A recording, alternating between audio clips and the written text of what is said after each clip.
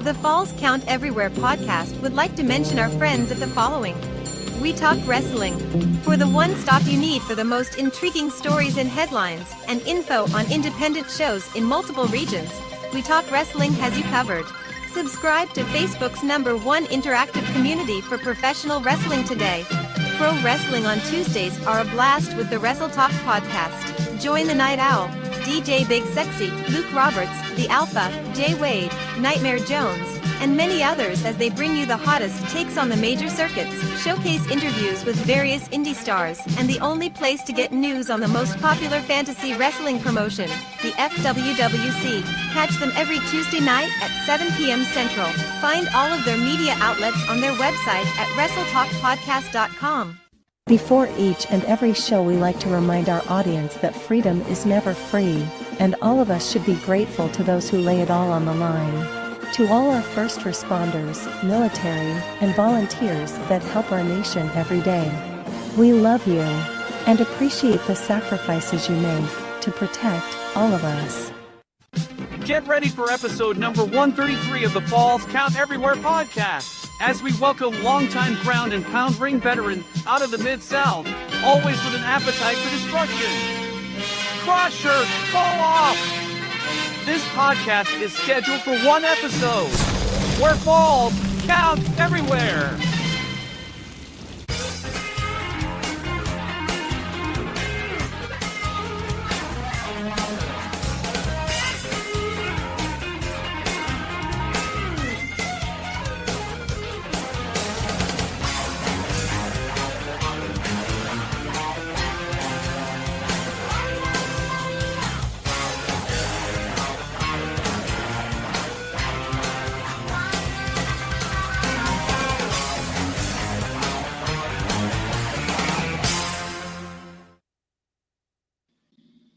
Hey, good evening, everybody. Welcome here to episode number 133 of the Falls Count Everywhere podcast. We're missing a little bit of the element here tonight, but we're going to do this instead. Maybe that. There we go. No light show, though, but we do that. Yeah, no light show. Yeah, that's right. I am Rough Cut Rick Ruby here on the left, and of course to the right is GQ. Without his presence here tonight is the Gem City Mouse Zmiz. There's an emergency situation that came up and he had to take care of. So he will not be with us this week, but you still got the original host here of the show that's going to bring you all the great news and excitement. And of course, man, GQ, we've got a lot going on. There's this, I'm kind of wondering what's going to happen in this upcoming week, because this past week, big announcements here with and we're going to get into that here, but it just 2024 just seems to be too much of an interesting year already for the world of wrestling. Well, I mean, hey, good news first. I'm the winner of the Women's Rumble. Oh God, yeah, in our draws here. Unfortunately, but We Talk Wrestling won the men's one, but the men's was horrible anyway, so that's okay. Oh, God, yeah. Don't even get me into that. And once again, the Women's Rumble to me, overall, the Women's Rumble outdid the men's again. They did last year, and this year, they did it again. What I'm going to do right now, I'm going to say it. It may be a spoiler if you haven't seen it yet, but the fact that how much of a rub, how much glow they gave to Jordan Grace when she came out into it as number 4, I think it was, or 5? Number 5. Yeah. Number 5. And she came out and she was there in a long while. It wasn't like an in, out, done. And mentioning TNA. So it's good to see that TKO and WWE is trying to work with like TNA and stuff like that. Yeah. I mean, I think that's the better option. Okay, you got WWE TNA or AEW and ROH Light, so.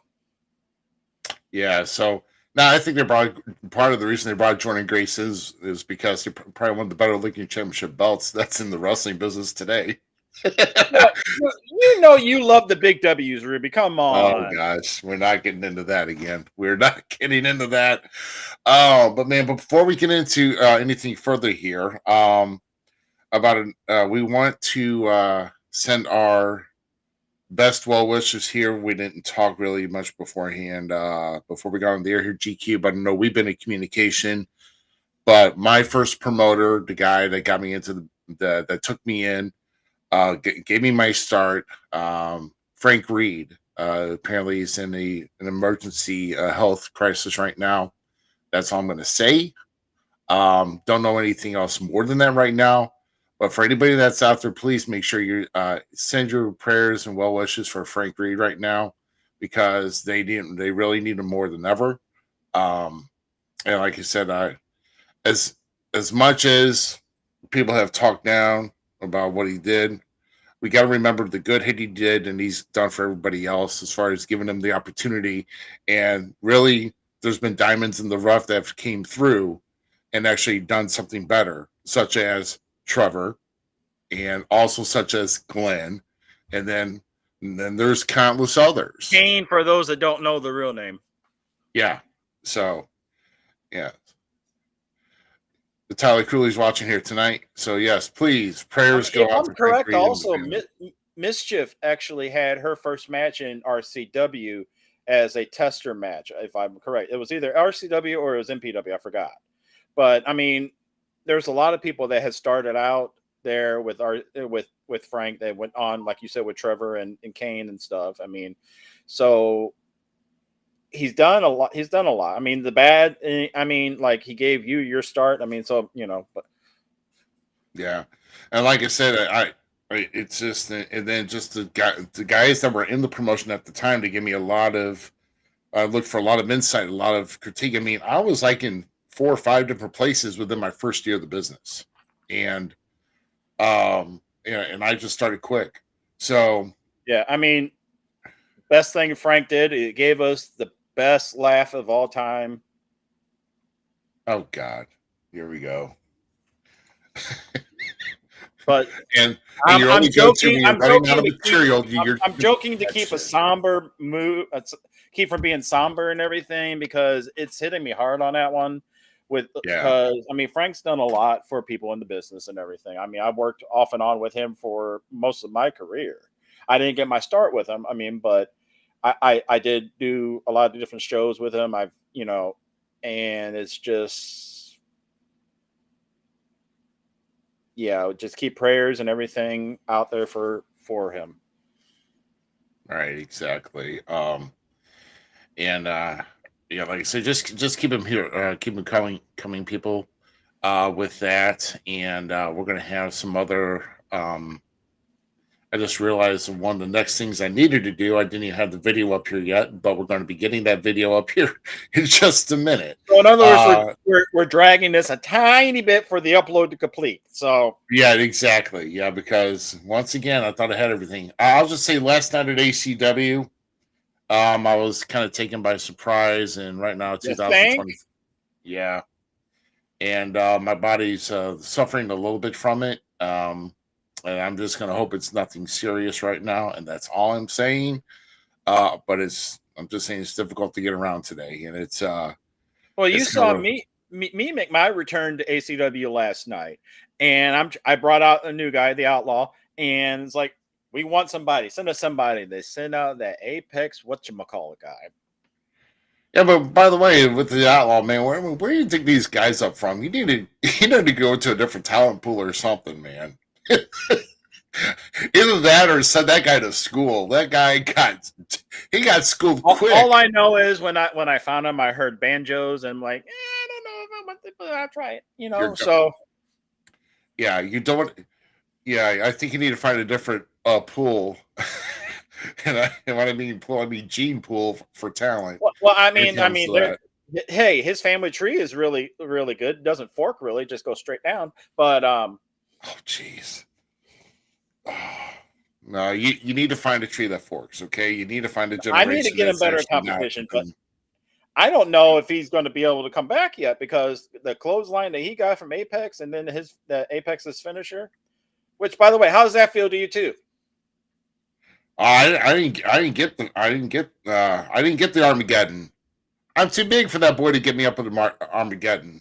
So shoot, I thought so. The boy got lucky. Let's just say I took my time. He got lucky, and he schooled me. So let's just say that he just got lucky. And but we welcome everybody that's joining in here tonight. Make sure you're following us on Facebook, YouTube. Tyler, I think I got something right here. Is that okay, Stop Tyler? that. Will you quit? Knock it off. I'm talking about Facebook, YouTube, Twitch, and of course on X at FCE Podcast. So make sure you're doing that. Okay, so what we're going to do here is we got a lot to talk about here, but the first and foremost thing is we're going to be getting our featured guest on here in about a few minutes. But before we get him on, we've got our upcoming shows reel. We're going to throw that on here for you. And after we do that, we're going to bring on our featured guest of the night, which is Krusher Koloff. So I don't like either one of you. Get that off here. We'll see you back here in a minute. Check out these great shows and appearances coming to a city near you. Inhumane Championship Wrestling comes to the Ainley Community Center located at 538 East Elm Street in Corning, Arkansas on February 3rd. Your main event is a 6-man elimination scramble match to determine the number 1 contender to the ICW Heavyweight Championship. Doors open at 6 p.m. with a bell time of 7 p.m. All tickets are just $10. Scan the QR code on the poster to get tickets in advance or purchase them at the door. We'll see you there. Saturday, February 3rd, Mid-States Wrestling returns to the indoor building at the Harrison, Arkansas Fairgrounds for a fundraiser to help the District Fairgrounds in Harrison. Doors open at 6 p.m. with a bell time of 7 p.m. Many of your top MSW wrestling superstars are scheduled to appear, including Missouri champ Astonishing Austin Militalo, Blue Bolt, and Southern Heavyweight Champion Gary Roosevelt Graham. Ticket prices start at just $10. To reserve your seats for this event, visit mswtickets.com or call 858-848-SLAM. Friday, February 9th, Southern Illinois Championship Wrestling comes back to the Belle Claire Fairgrounds in Belleville, Illinois. Doors open at 6 p.m. with a bell time of 7 p.m. One of your main events is for the SICW Tag Team Championship as the LA Hustlers with Lucky Pete Larson in their corner defend one more time against the Top Guns where there is no disqualification. Reserve your seats for this great event by going to sicw.org or by calling 618-286-4848. Also, keep your ticket stub from this show to attend the SICW All-Star Wrestling Show tapings located at 823 State Street in East Carondelet, Illinois the following day on Saturday, February 10th. Tapings start at noon.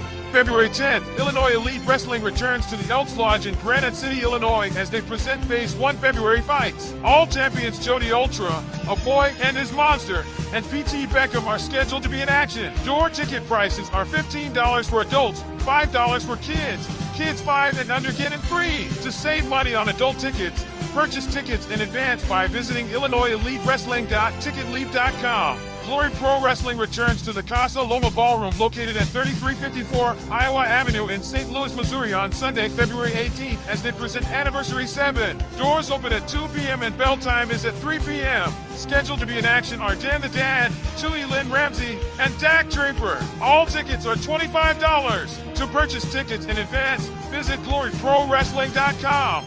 Squared Circle Megastars presents the retirement celebration for the Wild Man Beast at the Eagles Club in Berwyn, Illinois on Saturday, February 17th. Don't miss the conclusion of a fantastic 36-year career as the Beast will wrestle his final match in the main event. Doors open at 6 p.m. with a bell time of 7 p.m. Tickets are $20 at the door. Kids 8 and under are free. Save $5 by purchasing advance tickets at eventbrite.com. Remember, fans, without you in the seats, there is no wrestling. Make sure you make plans to attend these shows, and we'll see you at ringside.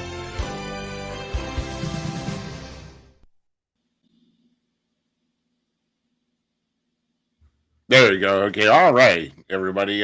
Once again, a lot of things happening here over the next few weeks or so. Was it me or were some of those shows kind of off on that with the guys? Yeah, I don't know. Something's going on here. I don't know. I got an upscale tower computer to run this, and now I'm getting lagged behind. I don't know. I'm going to have to do a little bit of a defragment. Is it Microsoft or Apple? It's on the PC. It's on a Windows. I mean, I'm not doing this on Mac. At least you got to guarantee you if this was being done on a Mac, I'm guaranteeing you right now, I'll probably be running a lot smoother. I'm just saying. But yeah, well, we'll see. We'll see, bud. Anyway, so So we come to this point of the evening where we're actually going to be bringing on our featured guest. Our featured guest has been wrestling for nearly 3 decades. Has wrestled throughout 7 different states, many different promotions, and of course, he has actually gone into the venture of promoting himself, and we're going to be talking to regarding that as well. So without further ado, ladies and gentlemen, please welcome our featured guest of the evening, Mr. Krusher Koloff. Hey, right. buddy. Hey, Krusher, how you doing, man? I'm doing great. All right, yeah. See, we got a nice little setup here. We've got a lot of things in the background. We don't need no fake drops. We got all we need behind us. I figured my props. It's all my autographs and all that good stuff. So yeah. Hey, we were talking about before we came on with him having long hair back in the day, and then he became a promoter, and look what happened. Here it comes. So, am I wrong that promoting will make you pull your hair out? Being a promoter will make you pull your hair out, or it'll fall out on its own. So it will, and those fans in Corning. I know I'm supposed to be a promoter, but I'm still a bad guy at heart, and the fans have made it fall out. So. Nah, I just blame it on Nexus, but it's it is what it is. That's just me. Oh shit, guys. Hey, we see a lot of Facebook users on here. If you get a chance to, guys, we'd love to hear you. We like to see who's on here, but make sure if we're seeing Facebook user on here is because you got to go to chat.restream.io/FB. You got to allow Facebook to use your name and pick because Mark Zuckerberg is a prick like that. Okay, so we got to abide by rules apparently for whatever reason. Who knows? We probably might get suspended after that if there's somebody who's got too much time with their hands watching us here tonight. That's as long as they don't cancel my VR, I'm good right now. So, well, hopefully you do good with Facebook because I'm on here and they like to ban me. So, oh yeah, been there. Yep. You said the word redneck, we gotta ban you. So. Well, no, it wasn't the word redneck. It was all the other 4 and 5 letter words before it. So, someone said, "What's that link again?" Okay, hold on. Let me get it up here again. Once again, it's chat.restream.io/FB. That's what you need to go to. Make sure that you're allowing Facebook to use your name and profile picture because I guess for privacy purposes.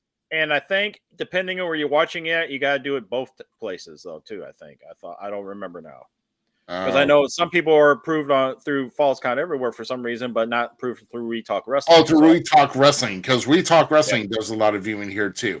Because right now I can tell you there's a couple watching on We Talk Wrestling. There's a lot watching on the Falls Count Everywhere Facebook page. Thank you very much for that. And of course, we also have a YouTube channel. Nobody on Twitch and nobody on Next, but then nobody, you can't, like I said, Twitter can't make up its mind. I'm a bird. I'm a pirate, Mark. I don't know what I'm at next week. So, but yeah, chat.restream.io/FB if you're getting that Facebook user. Make sure you do that, okay? Thank you. So we at least we got our other co-host here. What's good? Not so cool. It's a talk of Tyler Cooley again. Yeah, I was being nice to Tyler right now. Wow. So, although I did ask a question about Tyler on another podcast, and there's like, if you beat up on Tyler Cooley, is it child abuse or midget tossing? Oh man! Wow. Oh my gosh, where's my board? I need to get my entire board up here because I still am falling behind in everything. So let's see, Chuck. Maybe you're still watching in here. Good to see you, Chuck. And then let's see if there's anybody else that's chimed in. So maybe Herb is chatting in here tonight. So we got Jason Simmons is in here. Yes, Jason is in here. Yes. There you go, Jason. And So let's kind of get started here with this. And in fact, I forgot I had to restart my computer because it was being a little bit it wasn't being so nice to me. So I had to go and restart it again, and it's still not being nice. So we're gonna have to do something about that at a later time. But User Krusher, error. yeah. So like I said, our feature here is with Krusher here. So Krusher, tell us how you got started watching wrestling, even before you even thought before Man, even getting into the business was that, you know, which were your favorite wrestlers watching growing up, and how did each one of those wrestlers inspire you to want to get into the wrestling business? well, my earliest memory is watching Memphis wrestling. I was 5 years old, and I can remember sitting in front of the TV watching Jerry Lawler and Bill Dundee feud, you know.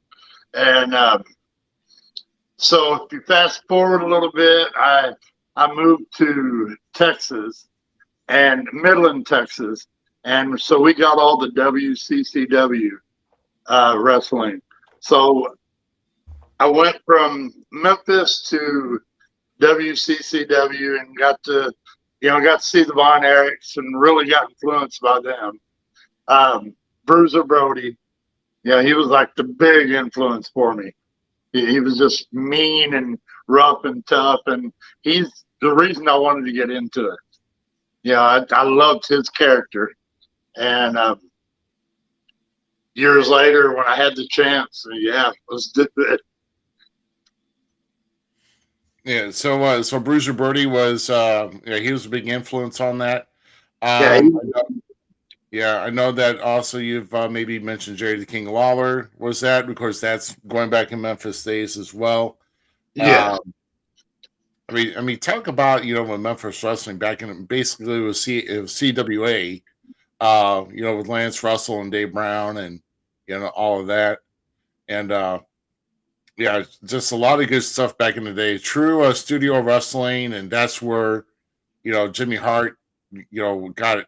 Basically, was in that before Vince started sweeping everybody up. Monday night shows, you know, they're big arena shows. Yes. We went to quite a few of those, and we, you know, being live, of course, being a kid and being live at a show, you're hooked. Yeah, so I was all in. So. Yeah, And I think that's how it hit all of us pretty much at some point in our lives. I mean, so when you decided that you were wanting, hey, I want to do that, and lost all, you know, hope in life after that, but where did you start training to be a wrestler? Who trained you, and how long did you train before you had your first official match? So I trained for almost a year. I started training. I went to a show so I moved back to Missouri after I got married. We had a kid, and there was a local show in Poplar Bluff, Missouri. So I went to the show, talked to the promoter. The promoter was Burt Prentice, and it was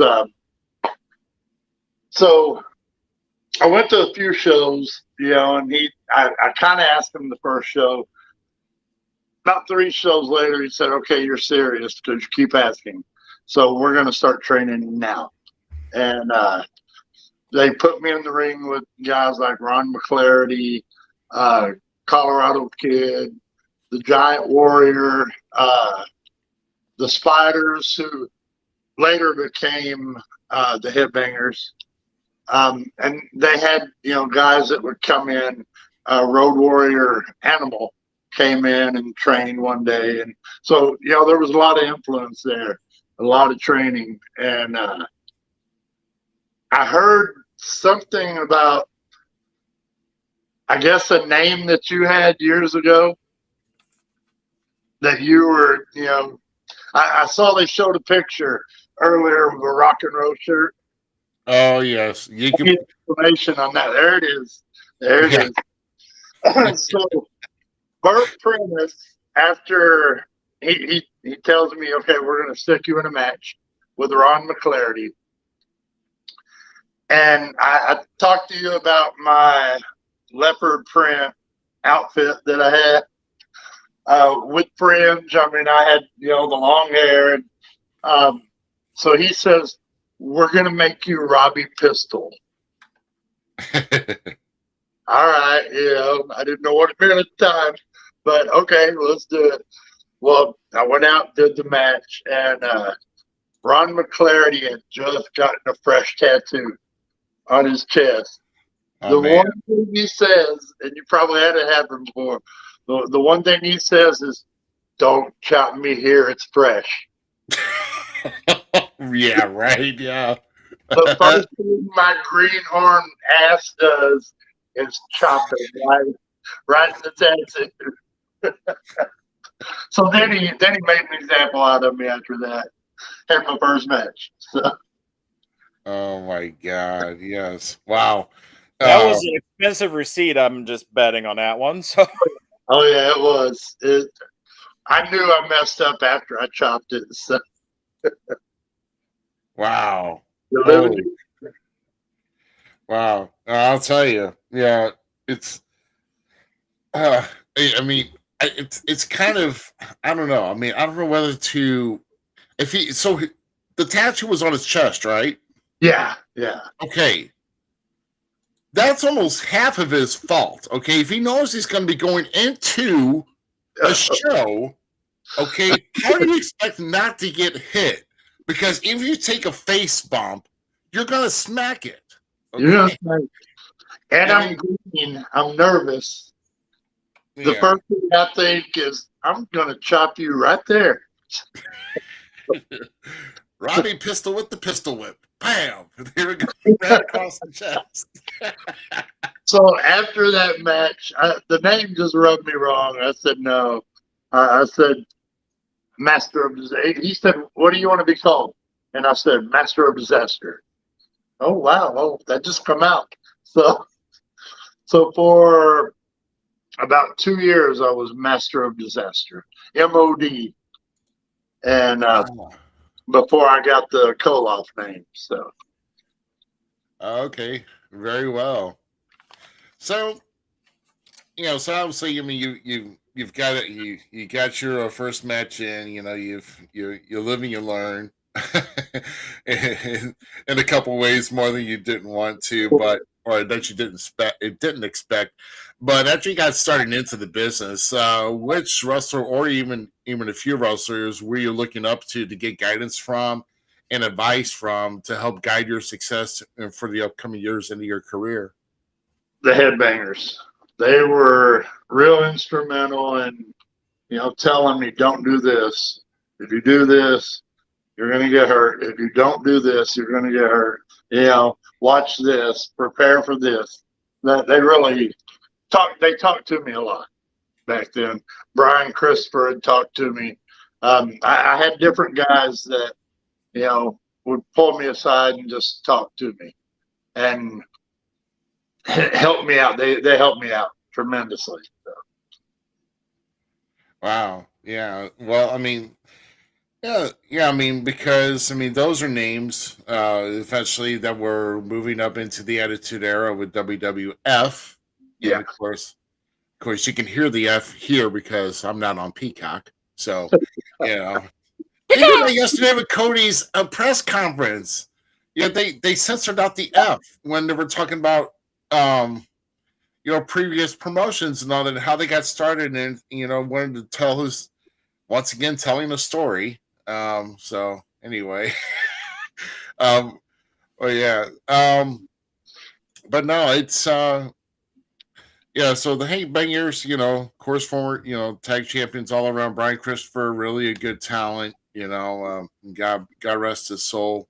But man, it's good to be around good company like that, to be associated with a company, that company like that growing up. And then, of course, like I said, they've been there. And of course, Brian Christopher, father, Jerry, that was Jerry the King Log was, his father.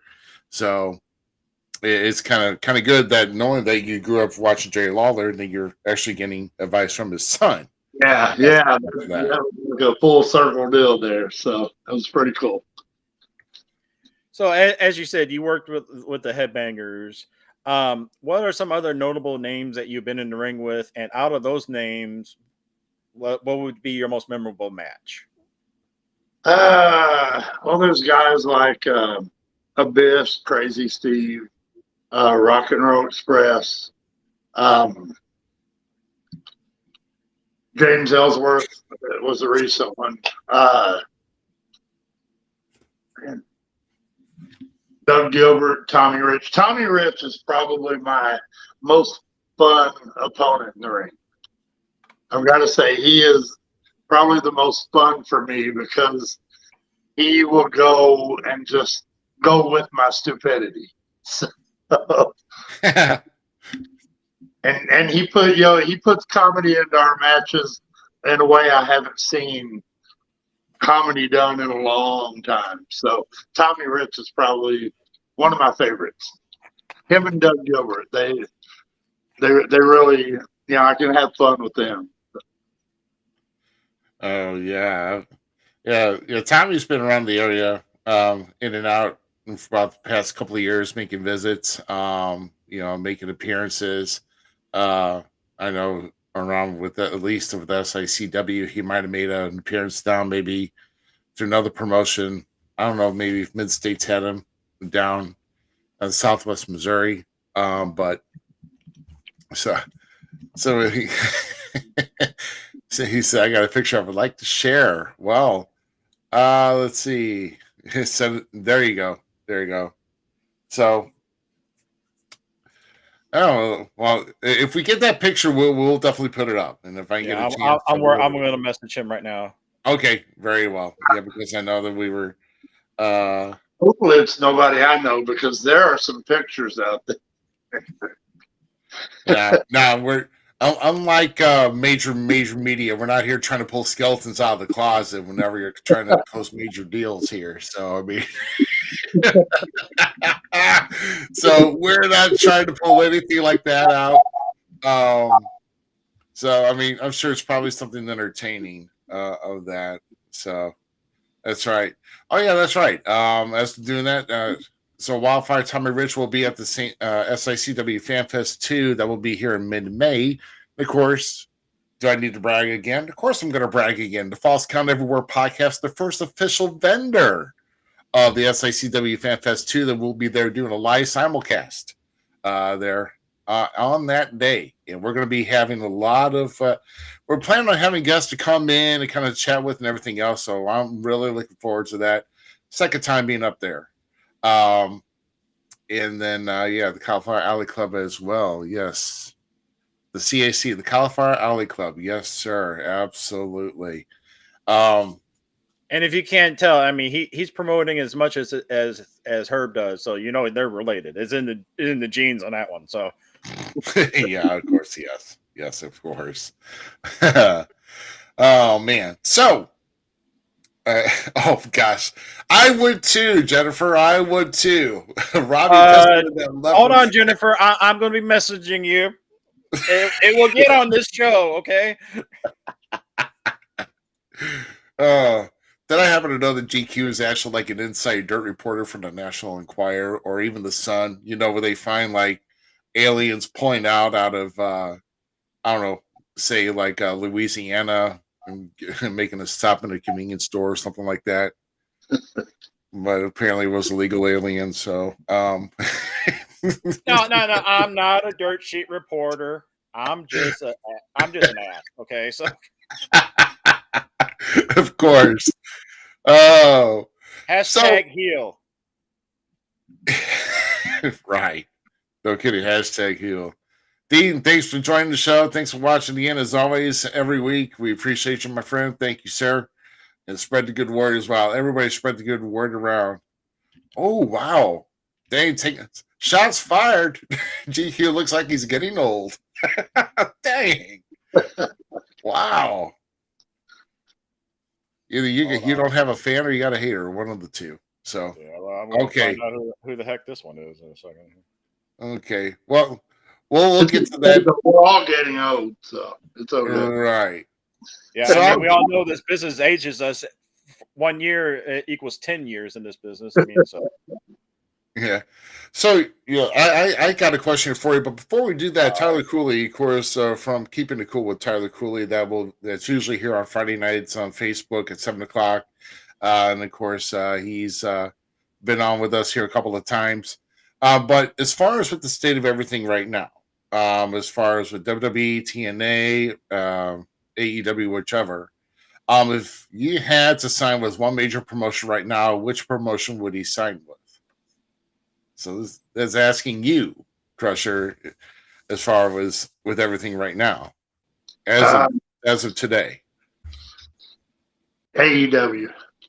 AEW, that's a shocker. It used to be WWE, but AEW is bringing in so much young, good talent that I really like what they do with like the Japanese, and the New Japan guys coming in, and with Ring of Honor and all that. I really enjoyed that. Okay. Don't get me wrong. WWE ever said, "Hey, here you go, I'm there." But AEW, the company of choice right now to go to. I can see it because you're on a big platform and not as demanding of a platform as WWE would be. You get lost in the shuffle, the bigger you get. So, yeah, and I think a lot of the major promotions have their pros and cons. Okay, they do. I think, to me though, I think a lot of it more is into storytelling, which right now I think AEW is lacking on. Yeah. Honestly, it is. You got to tell your story within the ring, and also you got to pay attention to your fans. So, and if you can counter your story with adding all those elements in, then I think you're going to be guided for success. So, which almost leads me up to my original question here. Okay, what characteristic or fundamental element do you feel is missing with most of today's pro wrestlers' performance? And if you had to make any changes to that, what would those changes be? I would say more of a connection with the fans. The newer style is all about flip, fly, acrobatic, and they kind of lose connection with the fans. You have the fans that chant with the wrestler, but you don't really have an emotional connection to that wrestler. I don't think they spend as much time as they could getting them an emotional connection with the fans. Right. Now, like as far as me right now, I mean, like when I stepped into my match last night against a guy that he's getting an upstart, he's getting a liking and everything else, but then when I came out first, I was getting the whole opposite of that. So you have to play into that to get your guy to keep his momentum going, and you don't give a damn. You want to make sure that people are not liking you as much as well. You got to pay attention to them, and that's what I do throughout the entire match too.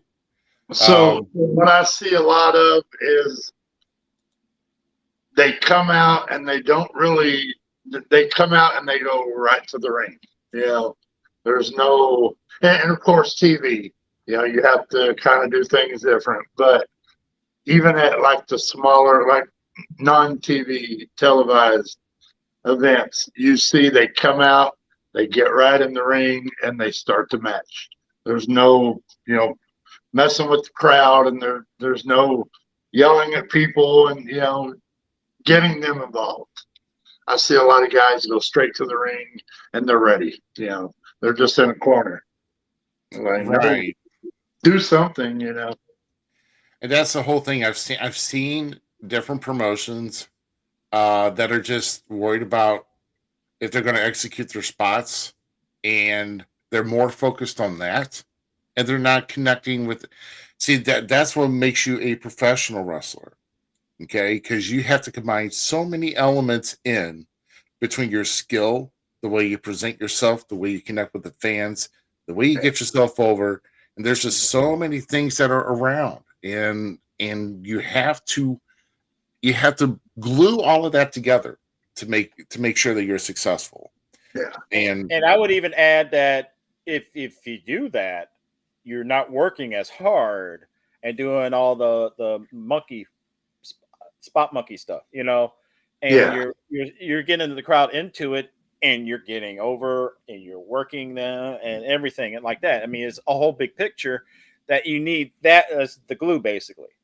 Yeah. Real quick, we have a picture that Jason Simmons sent in. Hold on a second. Here we go.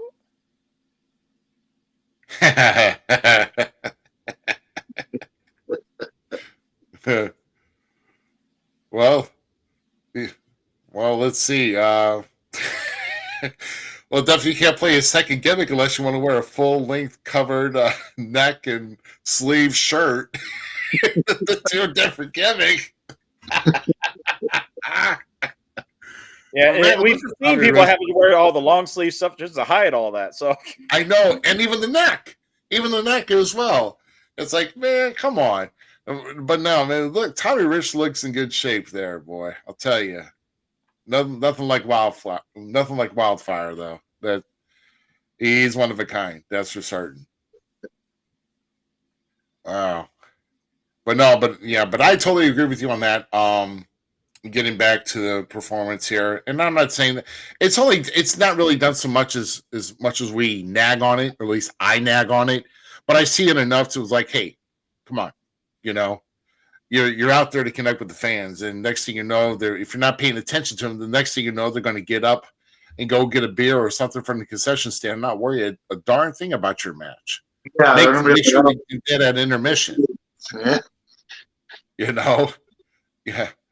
All that's and that's where we have intermission for, to go to the merch tables, get something to drink, something to eat, and then come back and watch the other half of the program. So, and once they lose interest like that, you're eventually off TV, and you're eventually just off the whole show completely. So, yeah.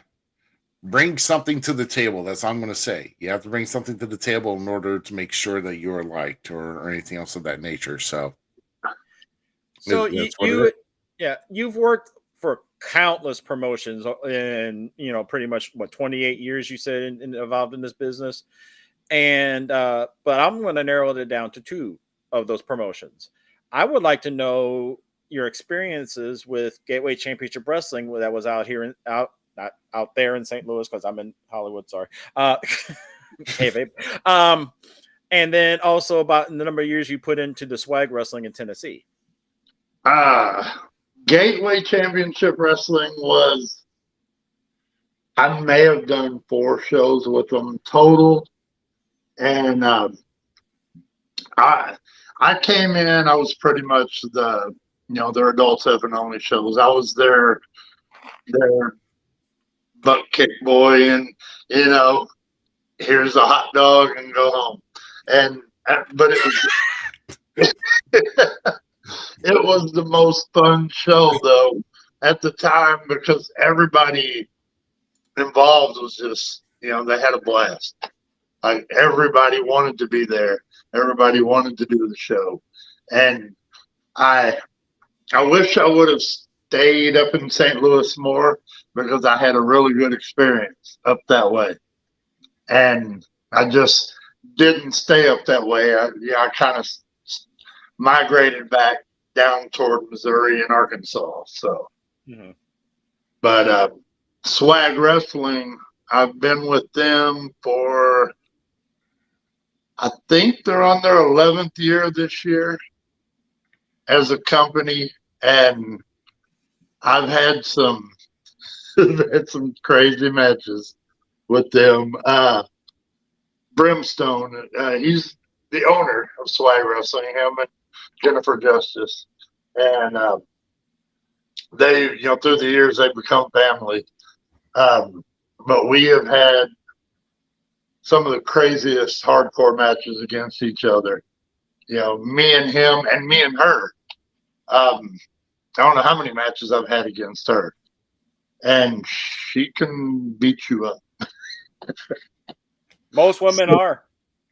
So I've been joking a lot here lately about a video that's on YouTube. You can go look it up. Krusher poops himself. Type that in and have fun with the video. Oh my! You already know I'm already there typing it in. Right? Wow. I mean, there's for swag wrestling. I have done some of the craziest stuff just to see if I could get it over with the fans, and I would do stuff just to see if I could get a rise out of them, you know. And at one point, I became, well, I'm still Twinkie man to them. At one point, they were bringing boxes of Twinkies and throwing Twinkies at me when I got in the ring.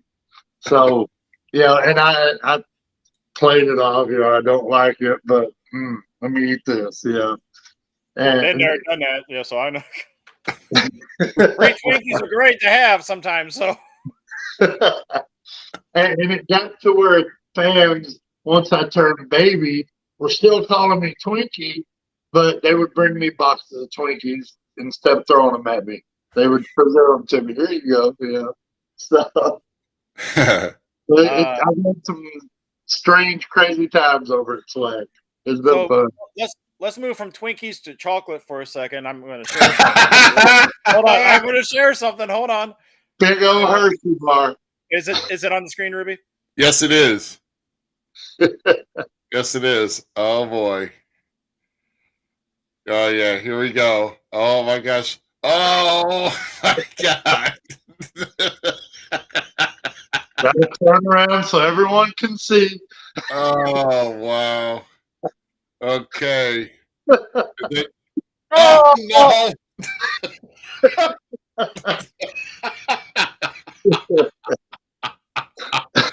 No, wow.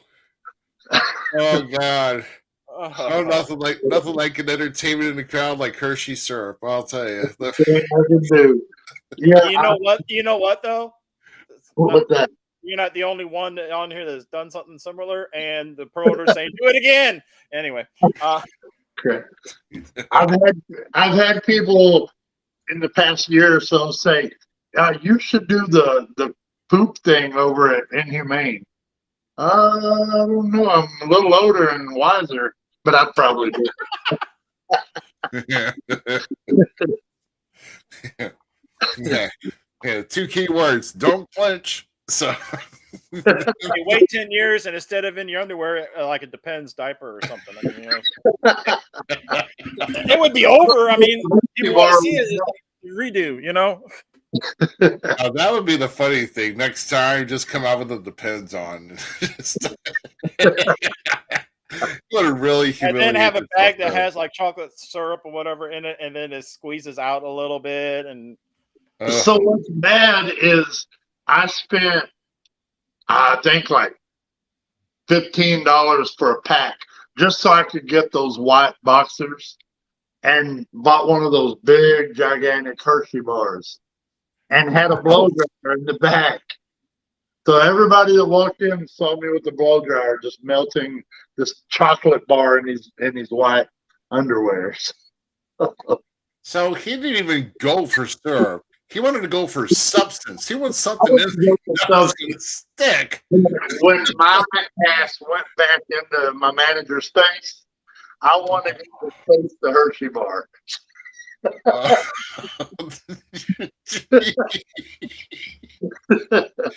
Wow.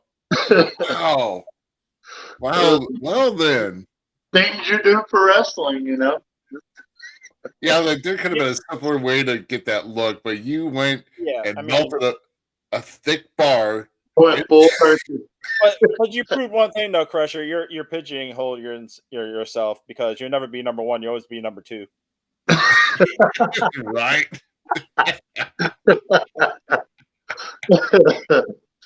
Oh man, I don't think I'm going to be number one. So yeah. Hey, Hey GQ, maybe you should buy one of my older shirts. Be the truth. Brian the Shiznit. Yeah, okay, yeah. I am the shiznit. There you go. Ooh, holy Hey, cow, man. hey, gimmick shirt. Pooping This pants man since left. 2000. Pooping my pants since whatever you started and everything. Perfect shirt and stuff. And at the time that I did that, that was me wanting to see if I could get the reaction from the crowd. And it got the exact reaction I thought it would, Because what we didn't show there was when I hit the mat, I rolled out and I backed into the crowd. So they got the Hershey bar right over in the face. So. Wow. Yeah. Hey, the fans want to be part of the show. Here's your part of the show. You're part of the show. Hey, this is one of the few times our show is going to shit talk. So, Right. moving on now. I mean, let's move because we're going to go on this forever. Yeah, we could talk about this forever. Then we'll be on a streak we can't break. So,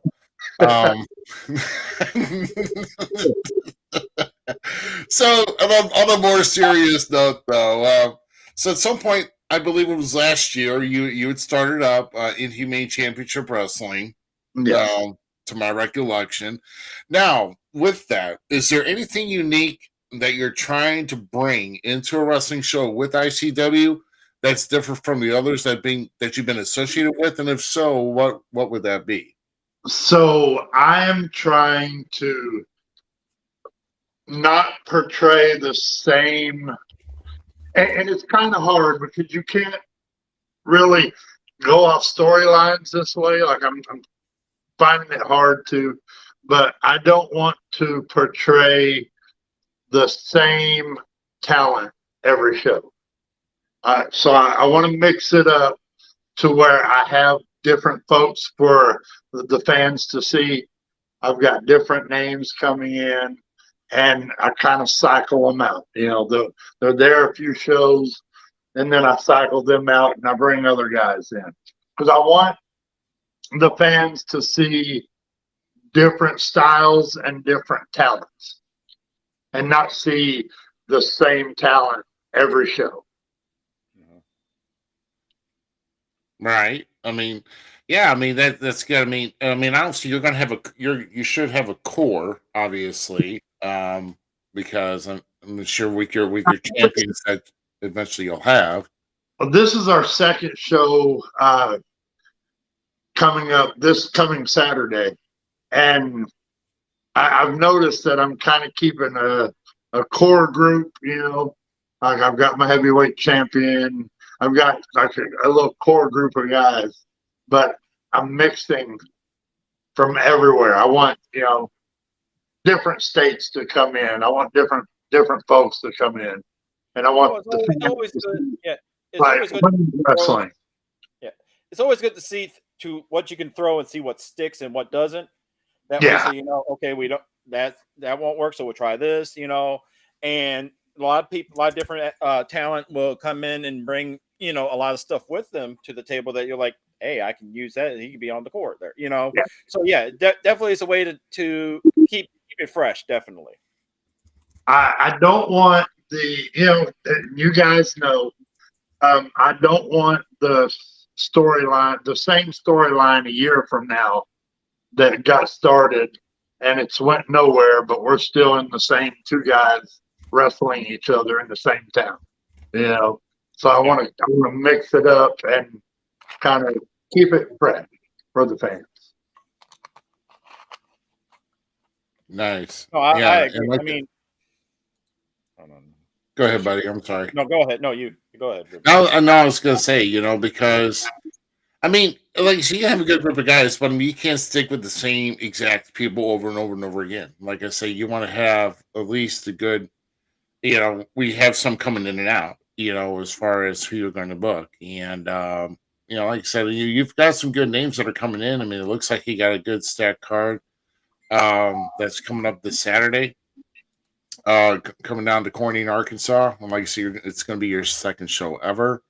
And so, as as people are talking here right now, we are actually trying to make our way down there this next Saturday for that show, just to kind of let people know down there of what we're all about as a podcast. Hopefully, some of the other workers see that and take interest and kind of see what the message and what we're trying to do out here as far as a show, basically for the guys that are working hard and on the independent level to at least to try to get their name out there, or just kind of get out there to just to kind of branch out, So that's what we're trying to do, is we're trying to go out there to branch out and everything else. So and that's good. I'm glad you guys are going to show up, because I haven't seen you on forever.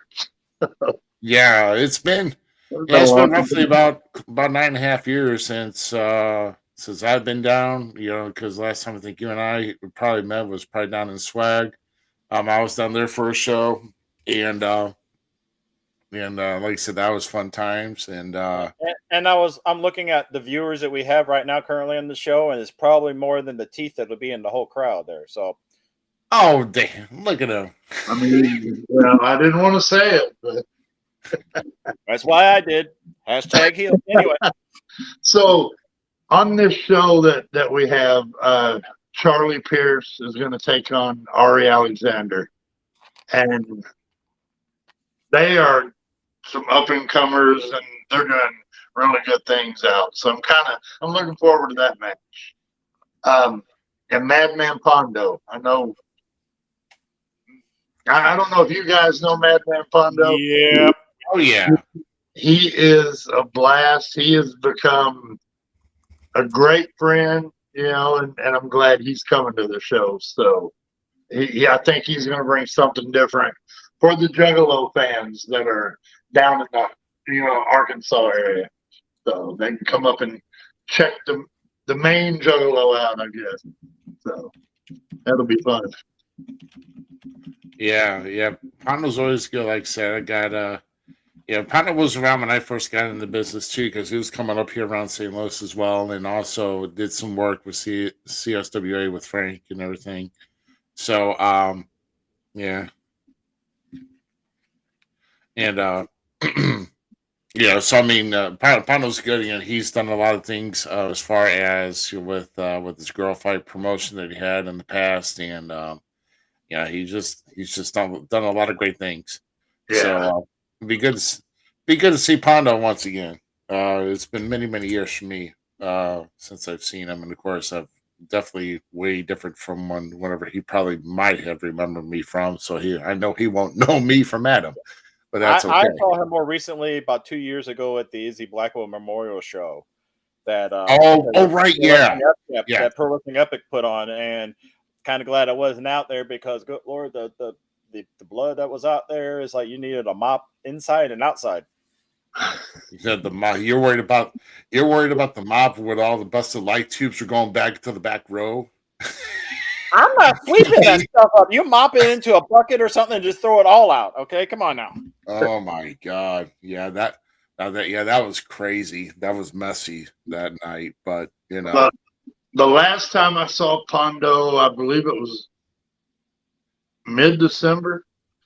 Him and Shadow WX had beat me and Brimstone up pretty bad. So that's the last time I got to see him. So I don't know. I might jump him from behind. I wouldn't do it in front of him, but I may get him from behind, tear him up. Yeah, be careful with that buzzsaw that he carries with him. Yeah. Yeah, that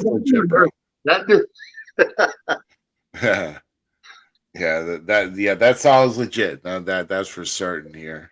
So speaking of crazy and insane here, I'm gonna let GQ ask his next question he's got here. Wrong gimmick. Anyway, out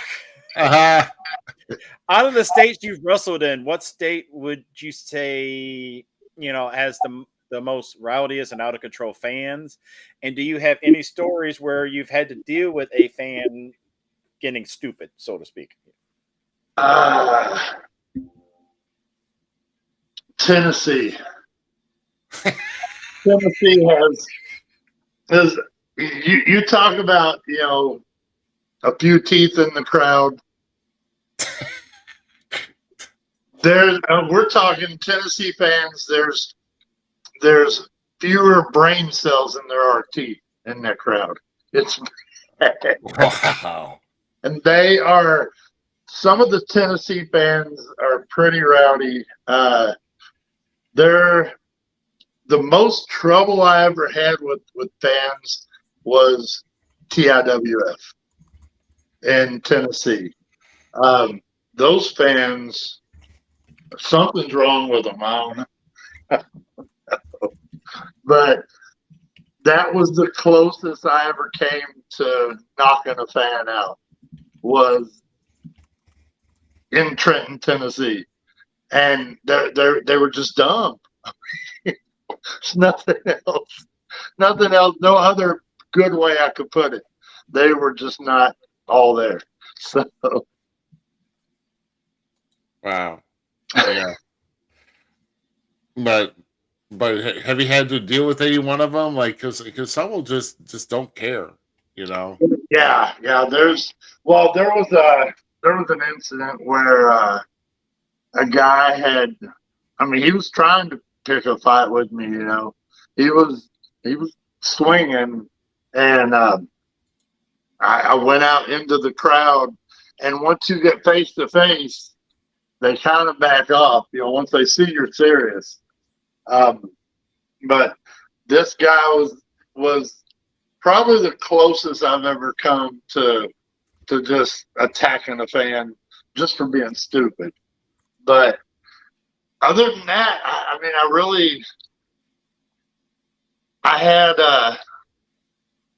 in Piggott, Arkansas, I had a guy. You have the fans, so you're bloody, you're in the match, and you always hear, "That's fake blood. That's fake blood." Well, I heard we're in a hardcore match, and I hear this, and my buddy's outside. I threw him outside in front of the guy, and I had a light bulb. I don't know why, but I grabbed my bud and I stabbed him in the forehead. And I jumped in the guy's face and said, "Does that look real to you or look fake to you?" And the guy said, "Whoa, man, whoa." So he backed off quick. But little things like that, you hear little things during a match, and the adrenaline's already going, so you have to kind of control yourself. No, I had a similar incident to where I'm like ripping into the crowd, and they're slowly getting towards the ring, and then I start looking around, and there's no security. It's like, get the mic to the wrestlers. I'm done. I want to get out of here alive. We're done. Yeah, right. Yeah. So I've got to ask my wife, where was that show at? I can't remember if it was Sexton or if it was. It was Charleston, Missouri. Charleston, Missouri. We had the crowd so mad that we had to wait with the police after the show before we could leave the show. We had to let the crowd. Because they had threatened to kill us, and there were people outside that wanted to kill us. And I said, I was happy because it's good heat, but we had to wait in the building with the cops. So until everybody left, until they got rid of everyone. So that was an interesting time. And you got to admit though that there is, if you get that kind of heat, you're doing something good, because it's hard to get people to be like that nowadays with them thinking they know everything, the internet and stuff like that. I mean, so all yeah. Yeah, I forgot about that one. It's good to have a wife that reminds you of stupid stuff you do, My God. I speaking of stupid stuff that you do, I busted her open during a match to get over with the crowd, because the crowd was, you talk about how the crowd gets to know you, and they start, they're friendly now. The crowd's friendly with the wrestlers. Then it becomes, you're not really big in their eyes. You're part of them, So we decided we had to change that because the fans were getting comfortable, and they knew my wife. So the promoter calls my wife in the ring, and we did a whole bit, I need to leave the Inhumane Society. I'm a bad guy. I'm doing stupid stuff. So I agreed that I'm going to go take time off, be with my wife, be at home. And I attacked her. And then my buddies in Humane Society, we all jumped her. Well, I had to blade her because she's never bladed, or she's never done anything like that. I've never bladed somebody else, so when I cut her forehead, I went like really deep, and it opened up. So when I hit her, blood splattered everywhere, and they got her out of the building, and the fans, she was swimming in blood. It was crazy, and the fans, they rioted that night. They were so mad at me because I had done this to my wife. And we got them, we got them. She was fine. And weeks later, she came back, and guys got me down, and she gave me a stink face, to retaliate. So, but I rarely say that she got the most perfect wife around. Yeah. To let you do all that stuff. You got the most perfect wife. So much stupid shit with me. So much. And but she knows, that it had to be done to get the crowd to hate us again. Because the crowd was starting to like us. And we didn't want that. We wanted heel status. So she helped. She made it, yeah. Wow. Oh man, I tell you. I mean, there's some crazy stories, but that one I do have to thank her, because first of all, if someone ever says you blade me because I don't know how, don't. It's bad. You don't know how deep you go. So she wore that score for her. She still has it, I believe. And she's still with me. She's still. Hold on, I gotta bring this one in. Which one's that? As they're trying to figure out what was happening. I bet.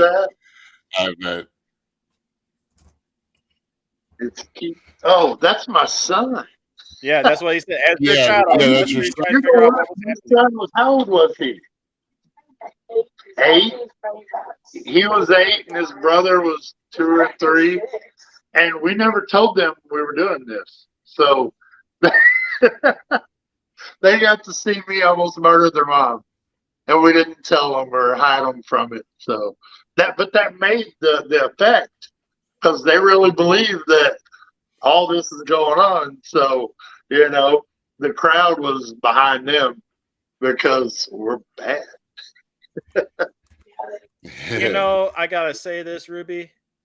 This is probably the story of the year for when we do the awards at the end.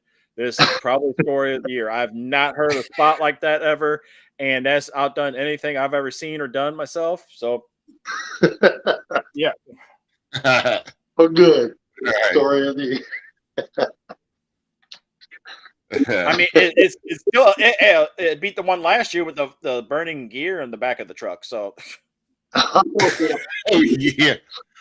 yeah, Jody Ultra apparently had a he was riding with somebody, and they had like it was just like a front cab truck, and he lit something to smoke, Well, when he wanted to put it out, in the window back of the cab, like the center window, Yeah. you slide out the center window. Well, he flicked it out the center window. Well, apparently it did not leave the vicinity or the area of the bed. Oh no! And got stuck in something that, and next thing you know, like 5 minutes later, they're seeing like a glow, like an orange haze or glow in the back, and they turn around to find out that something caught fire, and their gear was in the bed of the truck. So their gear, everybody's gear, but Joe the Ultras though. His survived. He had his, but the others that were working, nope, theirs got gone. Oh wow! So he burnt others' gear going to a show. Oh, man, that would suck. Well, you got to think though. That's one way to get over and put the other ones down. I mean, that is burn the shit. You're the only one showing up with gear. I mean, wow. Yeah, I know.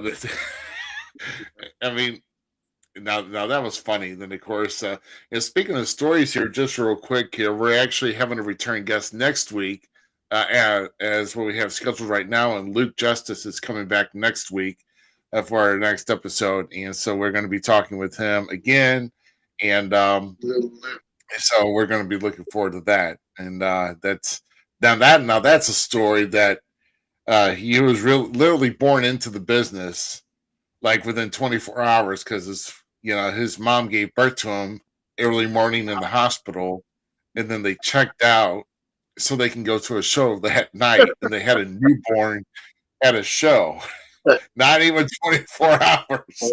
I'm like, now that, I mean, what do you call that, brains or not? I just don't know. I can't say. and I believe I'm not going to say anything, but I believe it because his grandpa, Mark Justice. Yeah. At the time the whole wife thing happened, I had wrestled with Mark Justice for years, at that time. And he would do anything to make it to a show. He's not going to miss the show. Yeah. Even with his wife just giving birth, I need to rest. No, we got this show to go to. Oh my God! So no, that's crazy. Oh, so out of all the time that you've been involved with wrestling, like I said, nearly 30 years, whether it be inside or outside of the ring. Is there any moment or accolade that you would consider to be your greatest achievement? Oh, man. Inhumane Society. Yeah. It's finally getting a chance to promote and see what you can bring to the table as far as what they had to offer, right? Yeah. I mean, obviously that. So Inhumane Society, what are we at? The 23rd year? 2020, I think 23rd year. And the group started because a guy named Jack Hammer, he had this vision. He wanted, group of guys to just defy everybody and defy authority. But he only wanted to start it. He didn't want to stay in it. So, 3 shows in after they started the Inhumane Society, it was him, Rod Dent, and Tony Diamond. And on the 3rd night of the group, I kicked him out of the group and made myself a member of Inhumane Society. And it's been that way ever since. Yeah. And then, through all the years, different wrestling companies, we've had a lot of different wrestling companies that we've had like members break off from our group and become members of Inhumane Society. At one time we had like 4 companies that had members of the Inhumane Society in it. So And Rod Dent's, he's retired from wrestling. Tony Diamond's retired, but he's coming back to ref and stuff for Inhumane wrestling. And I just kind of kept it going. I just kind of kept bringing in members and keeping the whole thing going. So that's probably my biggest accomplishment in wrestling. Wow, that's awesome. And the most important thing is to have fun and have fun doing it, because obviously if you're not getting any joy out of it, then why do you pursue it? Yeah. You'll find a way to get out if you're not happy with it for whatever reason. So but yeah, gosh, I wanted to bring this up and I totally forgot. But as we're doing that, like I said, your second show for Inhumane Championship Wrestling is of course upcoming this Saturday. Yes. And let's get you went through the entire card. One of the featured matches here, and I will kind of put this up as we want to let people know about this. Is this Friday night, this Saturday night, excuse me. This is a six-man elimination scramble match, and this is for the number one contendership to the ICW heavyweight title. Is that right? Or yes, it is for a chance for the winner to wrestle for the title at any time they want, any point. They could come out in the third match at the next show and say, I want a title shot now, and that match is going to happen. So, it's a pretty big deal for the person that wins the match. Okay. Awesome. Now, can they comment in any point? I was going to say, I'm surprised you What's have that? an age limit for this match and everything. You got a Danny Ice who's like older than dirt in there. Yeah, he's older. Well, I mean, we even let wrestle. So we have wrestlers that have come in. You could blow on them and dust would fly everywhere, and we'll still let you wrestle. There's something to bring to the table. Wow. So no, this. So this we are. Look, GQ. I know. I It's saw. almost like a Royal. So this is almost like a Royal Rumble type. We are starting with 2 men, and we are, every 5 minutes a new wrestler comes in. But the twist with this is, say the third person comes in and they pin one of the other 2 guys, the match is over, and the other 3 don't even get to enter the match. Oh, wow. So if somebody gets pinned before they're all in it, the match is over, and they just lose their shot automatically. So if everybody makes it in, then it's an elimination. Wow. Is eliminated until we're down to 2. Dude, so getting drawn number 6 could be like you don't even get a chance to go out. Yeah, if there's a pinfall before, you may be out of luck. So, you. Oh, wow. 2. I've never heard of stipulation. That's wow. interesting to say the least there. It's my crazy mind. I mean, that is nuts. It's like, so at least in a gauntlet match, at least everybody gets their turn, but this is not even guaranteed. Yeah. If you're number 6. So wow. So it's your chances are better with maybe I would say probably number 4 would be a good number to have, but what would I know? Wow, I wouldn't even know how to handle that. So, but it has to be a pinfall or submission, right? There's countouts or disqualifications don't count, or does it have to be pinfall or submission? yeah, it has to be pinfall or submission. Okay. No, but that is interesting, man. I've never heard that before. That's actually innovative. I like that. So that's cool. Never seen it, so I thought, well, that'd be kind of cool, because you can play it different ways. So Wow, that is fantastic. I'm telling you, that's definitely something. I'm telling you, that's good. So, oh man, but like I said, that's this Saturday night. Elimination Scramble, and of course that could be a shot for the ICW title at any point for future shows. So that's guaranteed. that's guaranteed. And if you wanted to come out in intermission at a show and say, I'm ready for my match now, the match is going to happen then. So there's no waiting, there's no entrances. Get your butt out, and the match is happening. Yeah. But that'd be funny, like the champ was having like a burger or something. Like, dude, I'm in the middle of eating. I'm taking a picture. You can take it later. Get in the ring. Oh, wow, man.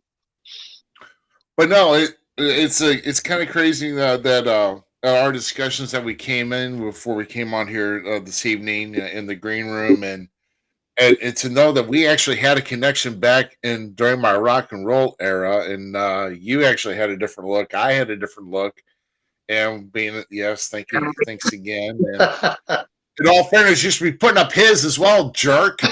Good Lord. Yeah, there you go. But I think we heard some leopard prints and some hair and everything else. We both had hair, and now I couldn't find them. Now we're just looking like. I had no clue that was you, but I want to say I remember that shirt you had. I don't know. Yeah, that was one of them. I had like 4 or 5 sets of gear. I think I was in the silver and black that night too, in Dexter by Russell T. Sharp. So yeah, I can almost picture you, and I forgot about those shows until we had started talking about it. Like, oh yeah, I did that. Yeah, exactly. So it's definitely not going to die. But man, I'll tell you, it was good.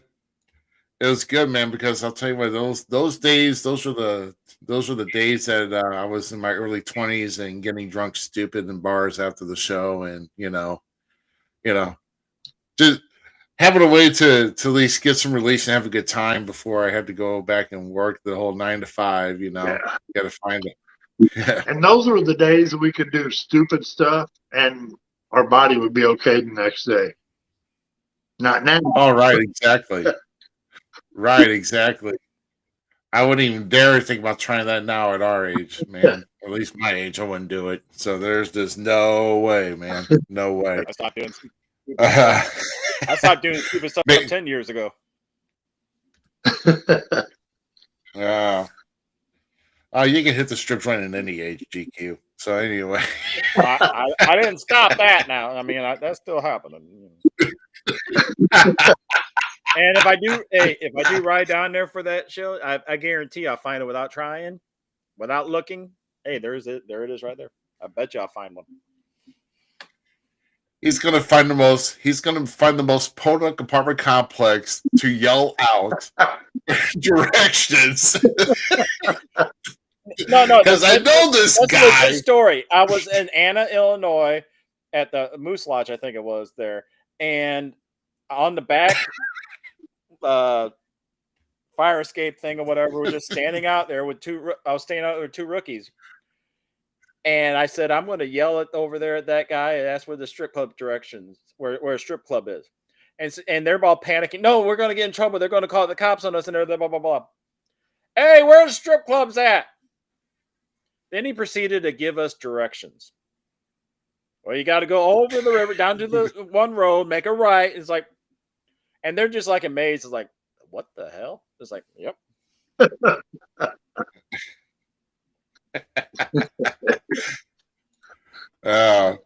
either way, it's going to be interesting because I don't know. It's been ages since I wrestled in Arkansas. I think it's been, good Lord. I think it's been in the late 90s. and where I did North Little Rock, and that was probably one of my most memorable shows too. Oh, man, don't make me throw you in that scramble match. Trust me, I'm staying away from being a party animal. I'm actually trying to take care of my body now that it's about half fallen apart. So I'm trying to do all that I can. This is probably Anna here, GQ, to the East Cape Pony, East Cape Gerardo. I believe it. Yeah, that's the one. We didn't go, but yeah, that's the one. There's Well, when you come into Corning, Arkansas, if you go by an apartment complex and you smell pot and despair, you're there. Oh God! And that tells you all you need So to know there's about. only one. That tells you all you need to know about Arkansas. So there.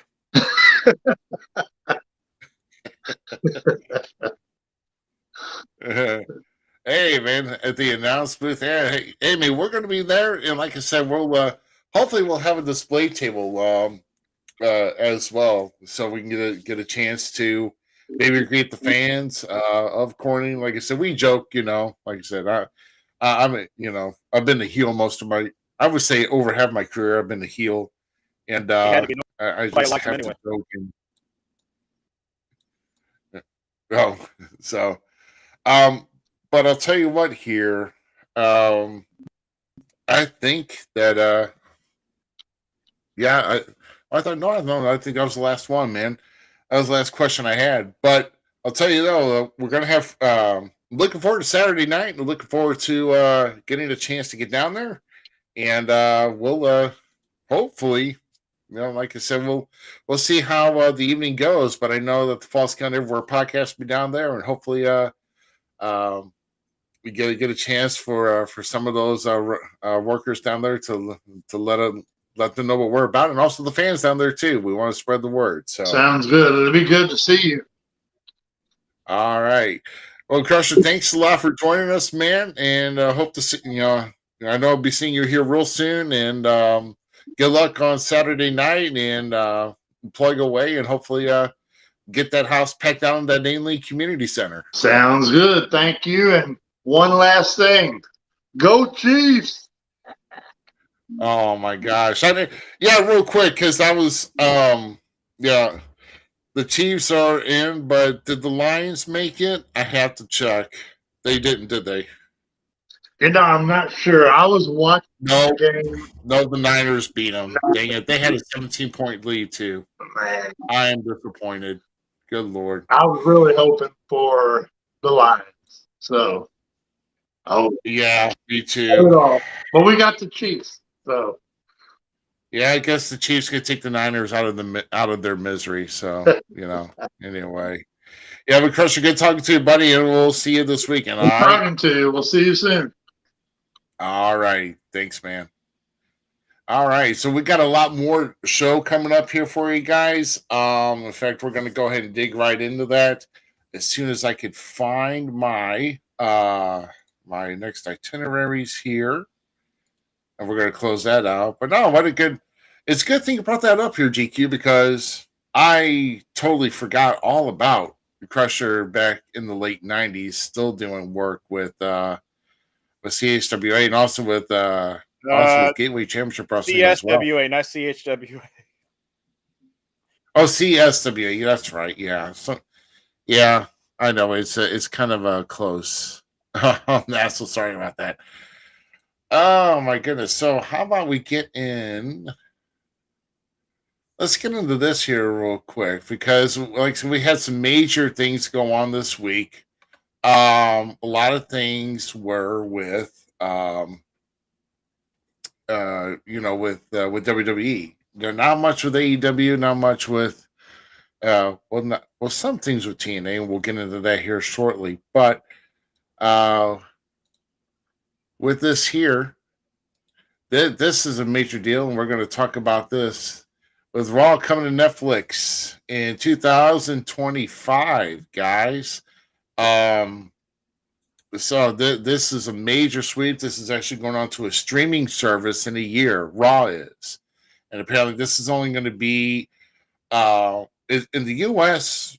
Raw is only going to be there. There's, as far as I know, so far Peacock is still going to be in the U.S. for all like the on-demand stuff and everything else. But the flagship Raw will be streaming live on Monday nights on Netflix beginning in January 2025. The deal that was announced this past Tuesday is worth more than $5 billion that will last 10 years.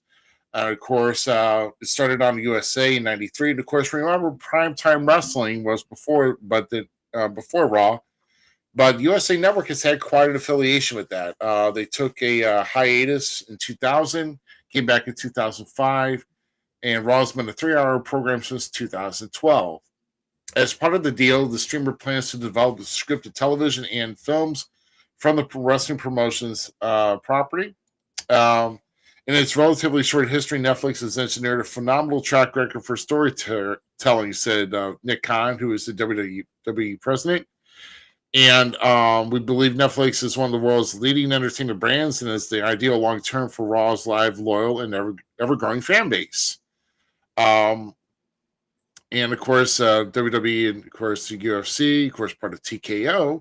And they worked in with this as well, too, because this is part of their trading company here. So, thoughts on this here, GQ? Will there be any type of, I mean, do you see the viewership either growing or staying steady or depleting once this comes around next year? I think it would grow because, for the people that don't have cable or whatever, or can't be at home all the time to watch it, let's say they're out and about or something like that. Everybody has Netflix on their phone. I mean, everybody has Netflix pretty much everywhere, and they're watching it for other shows. So I can see that being as a plus. Plus, you could add more stuff into it that you probably wouldn't have been able to being on like, network like USA or something like that, Right. And then I also read that the countries outside of the U.S. that still have the WWE network, it looks like that there's several countries that are going to be going, that Netflix is going to be carrying the on-demand stuff, and then also the basically whatever the WWE network has. Mm-hmm. Then maybe network. I'm trying to get more information on that, such as like the UK, Canada, other countries that were involved with this deal that with Raw going to Netflix on. Maybe the on-demand is going over there as well, because I don't know if maybe they're phasing out the WWE network eventually on that. I've heard somewhere, actually last night, somebody said that it was kind of announced somewhere to the network, but I didn't see anything in regards to that. Yeah.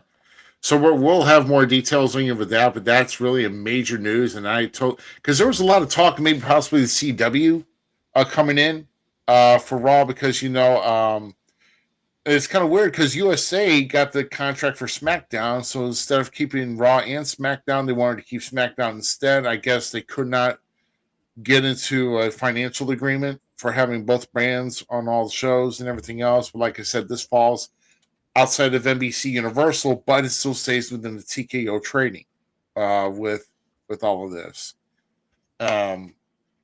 So yeah, major thing on this here, and we'll get more details as it comes along. So what it looks like is what I found. The Sportster had this.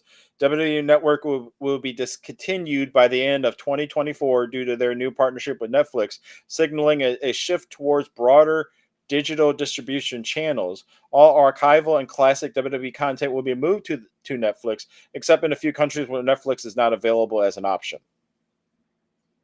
Ah, gotcha. So looks like they're just ending it no matter what. I mean, to a point. I mean, they'll still be on, probably they'll redo all the Netflix and everything, which Netflix has to do better than what the Peacock did,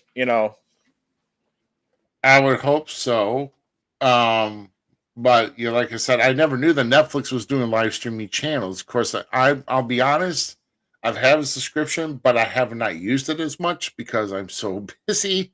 But if they're going to go to live streaming TV, streaming channels, and this is on it, then I'm really looking forward to it. And so hopefully, Yeah, I uh, see that as being something that would bring more, viewership there because you can do more on it, and people usually just get internet now, and they may have like Netflix or something like that. I mean, so a lot of people are not still trying to get cable and stuff. So I see this being as a positive, and especially with how Netflix is being.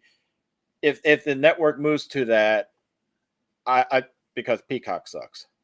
I can't even view it on a browser right now anymore anywhere yeah, because I tried doing it at home today. So, but I see it as being a major plus. I definitely do. yeah, and as far as with like a pay per view type of style, with all these with like subscription services or whatever the case may be. When WWE Network came out, they got into the streaming game, trying to come up with their on demand stuff. Because we had WWE 24/7 on demand that was going through the cable and satellite providers. They broke away from that, went into the WWE Network, and then others were following along for those type of services. Now, this is big because not even a network, true broadcast network, is getting Raw. And could we see a trend here where a lot's going off from cable and satellite? And is this going to change the game in the future on how we see our shows? Is cable and satellite going to be diminished over time? So, Look at the track record that Netflix has from the beginning. They pretty much started putting out the DVD rental businesses like Blockbuster and others, like Family Video, Blockbuster, and stuff, because they were doing the shipping the DVD there to you to watch, and you can keep it any length of time. And you were just getting this with a monthly subscription. Then they started the on-demand viewing, everything being on there.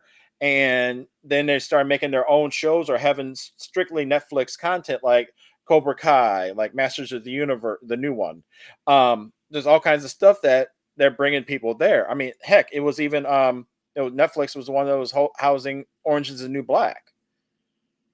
yeah. So they were getting so much stuff, and they're making like for Netflix movies and this and that. So they got the money, they got the following and everything like that. I think like I said, it's a win for both. Yeah. Like I said, and like you said, as time goes by, announcing this now, this could start changing the game over the course within a year's time.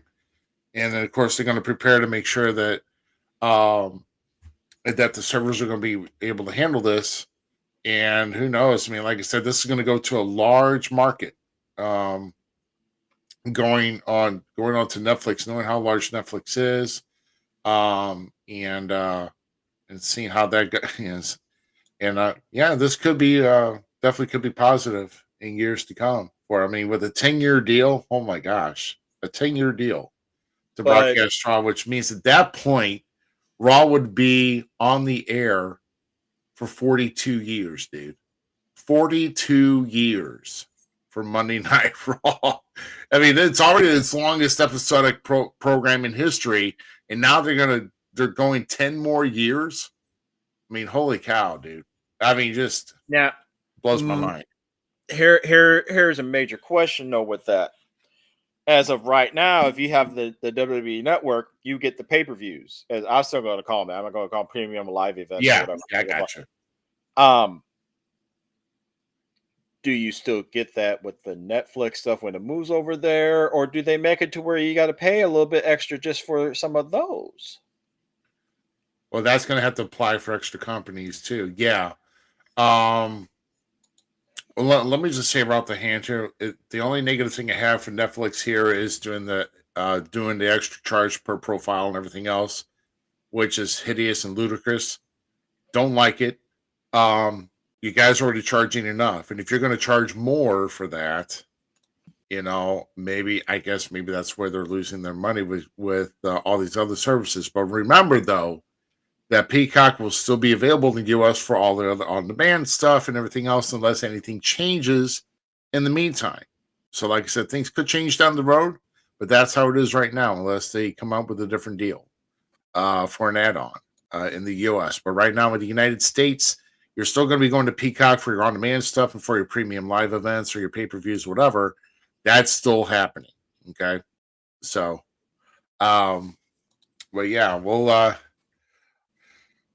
see how we'll see how that turns out. So let's go and talk about this past weekend here with with a couple of our big matches here. How about this?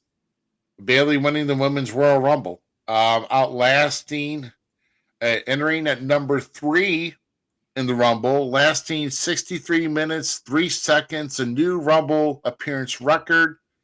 And like I said, and Bayley does it at number 3. Rhea had the previous record at that. Here we go. What he means by that is because last week we had a drawing between Here Falls Count Everywhere and with We Talk Wrestling, and GQ did get number 3 in the Women's Rumble, so GQ wins this particular match. Now, let's kind of digress on the talk about this now, okay? With Bayley taking the Royal Rumble. Now, do we honestly see Bayley choosing to go against Rhea, or do we see because let's just think about it this way. Let's talk about the other appearances that did appear and that did not appear that people were starting to make razzes or everything about. So there was talk about Naomi appearing. She appeared number 2, right? Mm-hmm. And the other surprise to me that came at number 5 and totally blew me away. GQ, you wanted to fill us in on that? That would be TNA Knockouts champion Jordan Grace. And that's the first time that they've done the Forbidden Door opening on somebody that has never been in the company. Never, yeah, that's right. Jordan Grace has never been in there. Like when they did Mickie James last year, of course, she knew how Rumbles work and everything and stuff like that. Jordan Grace did not, and they gave her a great run in the Rumble. I believe she was in there for about 16 minutes before she got eliminated by Bianca Belair. And they allowed her to show her strength and everything. I mean, yeah.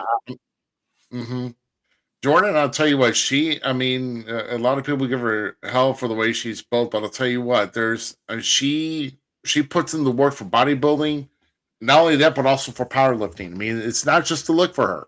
And so she is an amazing talent. She's had some experience around the St. Louis area at first when her very, very young age, but then she put in the work, and right now currently she's actually a 3-time TNA Knockouts champion. And I'll tell you, she Dynamite, her and Naomi got back reunited, and it was only like 2 weeks prior, the Trinity or Naomi lost the Knockouts title. Next week they had a rematch. Of course, Jordan won, and then now here we go again. Last night they reunited, and then they hugged, and then they started beating the hell out of each other. That was awesome. Now, another big surprise that actually I had to draw in was late in the Rumble, and I'm glad that this happened, was Jade Cargill finally making the appearance at number 28 last night. And did a good showing and actually had a square off against Nia at the beginning of her appearance, and actually got Nia up on her shoulders in a fireman's carry and threw her over the top rope, and Nia was gone. So last year, Nia had 11 females throw her over the top. This year, it was just Jade all by herself. And man, I'll tell you, Jade Cargill is well put together, had a lot of time to work, and very excited what Jade Cargill is going to do. And where does she go? Does she go to the Raw brand? Does she go to the SmackDown brand? Where does she go from there? I see there being a feud with her and Nia, which would kind of suck in all around, at least for Jade, because being fresh in there and being hurt by Nia. But but also think about first time in the company. Think about why that not? she is the only one that could square up against Nia. So, you know, that's the only thing that I could think of, you know. But I'll tell you what, Jade Cargill though, will we see a Jade Cargill Nia Jax match? At WrestleMania, possibly. Maybe it could happen in Elimination Chamber beforehand. Who knows? But maybe Jade Cargill maybe going to Raw to feud with Nia, and that would probably that would be something.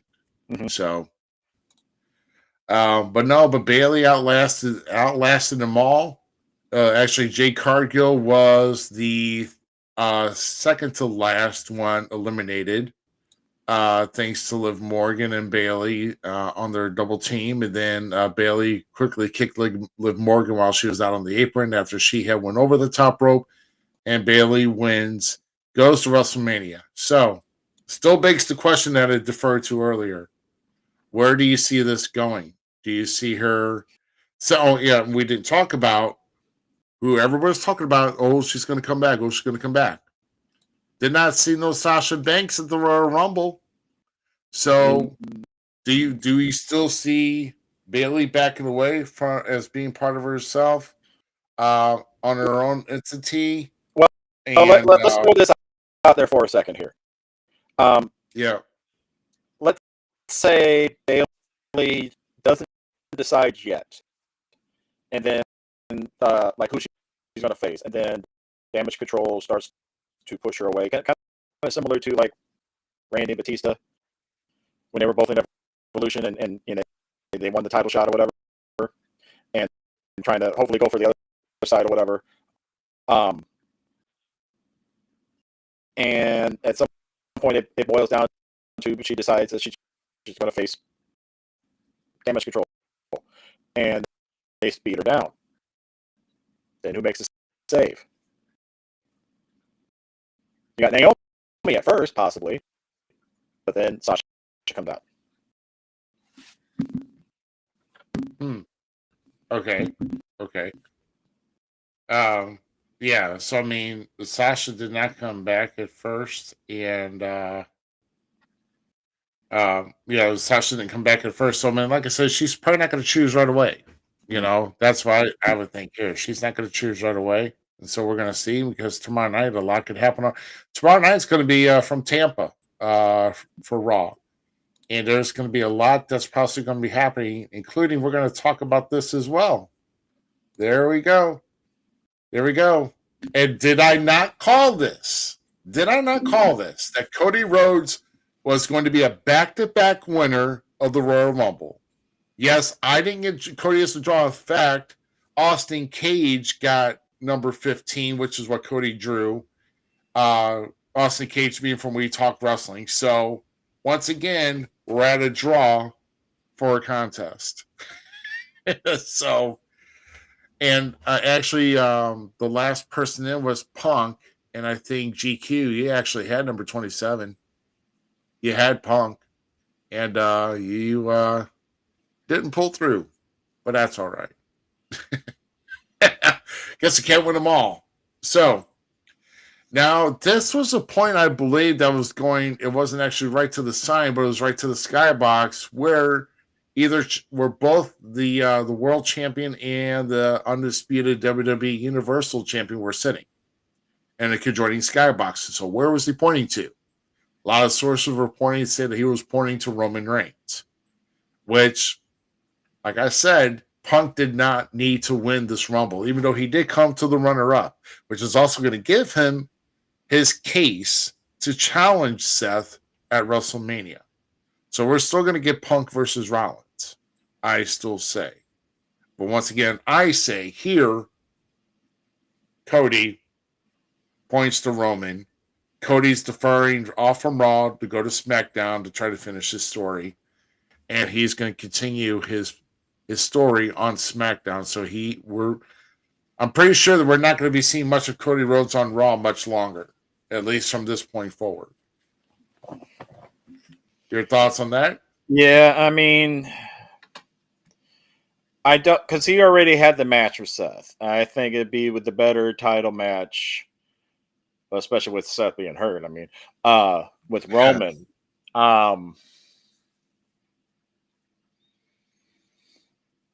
Unless they pull a swerve somehow, and if Seth can't carry the belt, then somebody else picks up the title, and then they have the match with Cody because he picks that one. You know. Yeah. And no, I mean, and like I said, there's still a lot of speculation what's going to happen here because also we talk about here, okay? We're not even at Elimination Chamber yet. That's the pay-per-view before, and everybody's wondering here that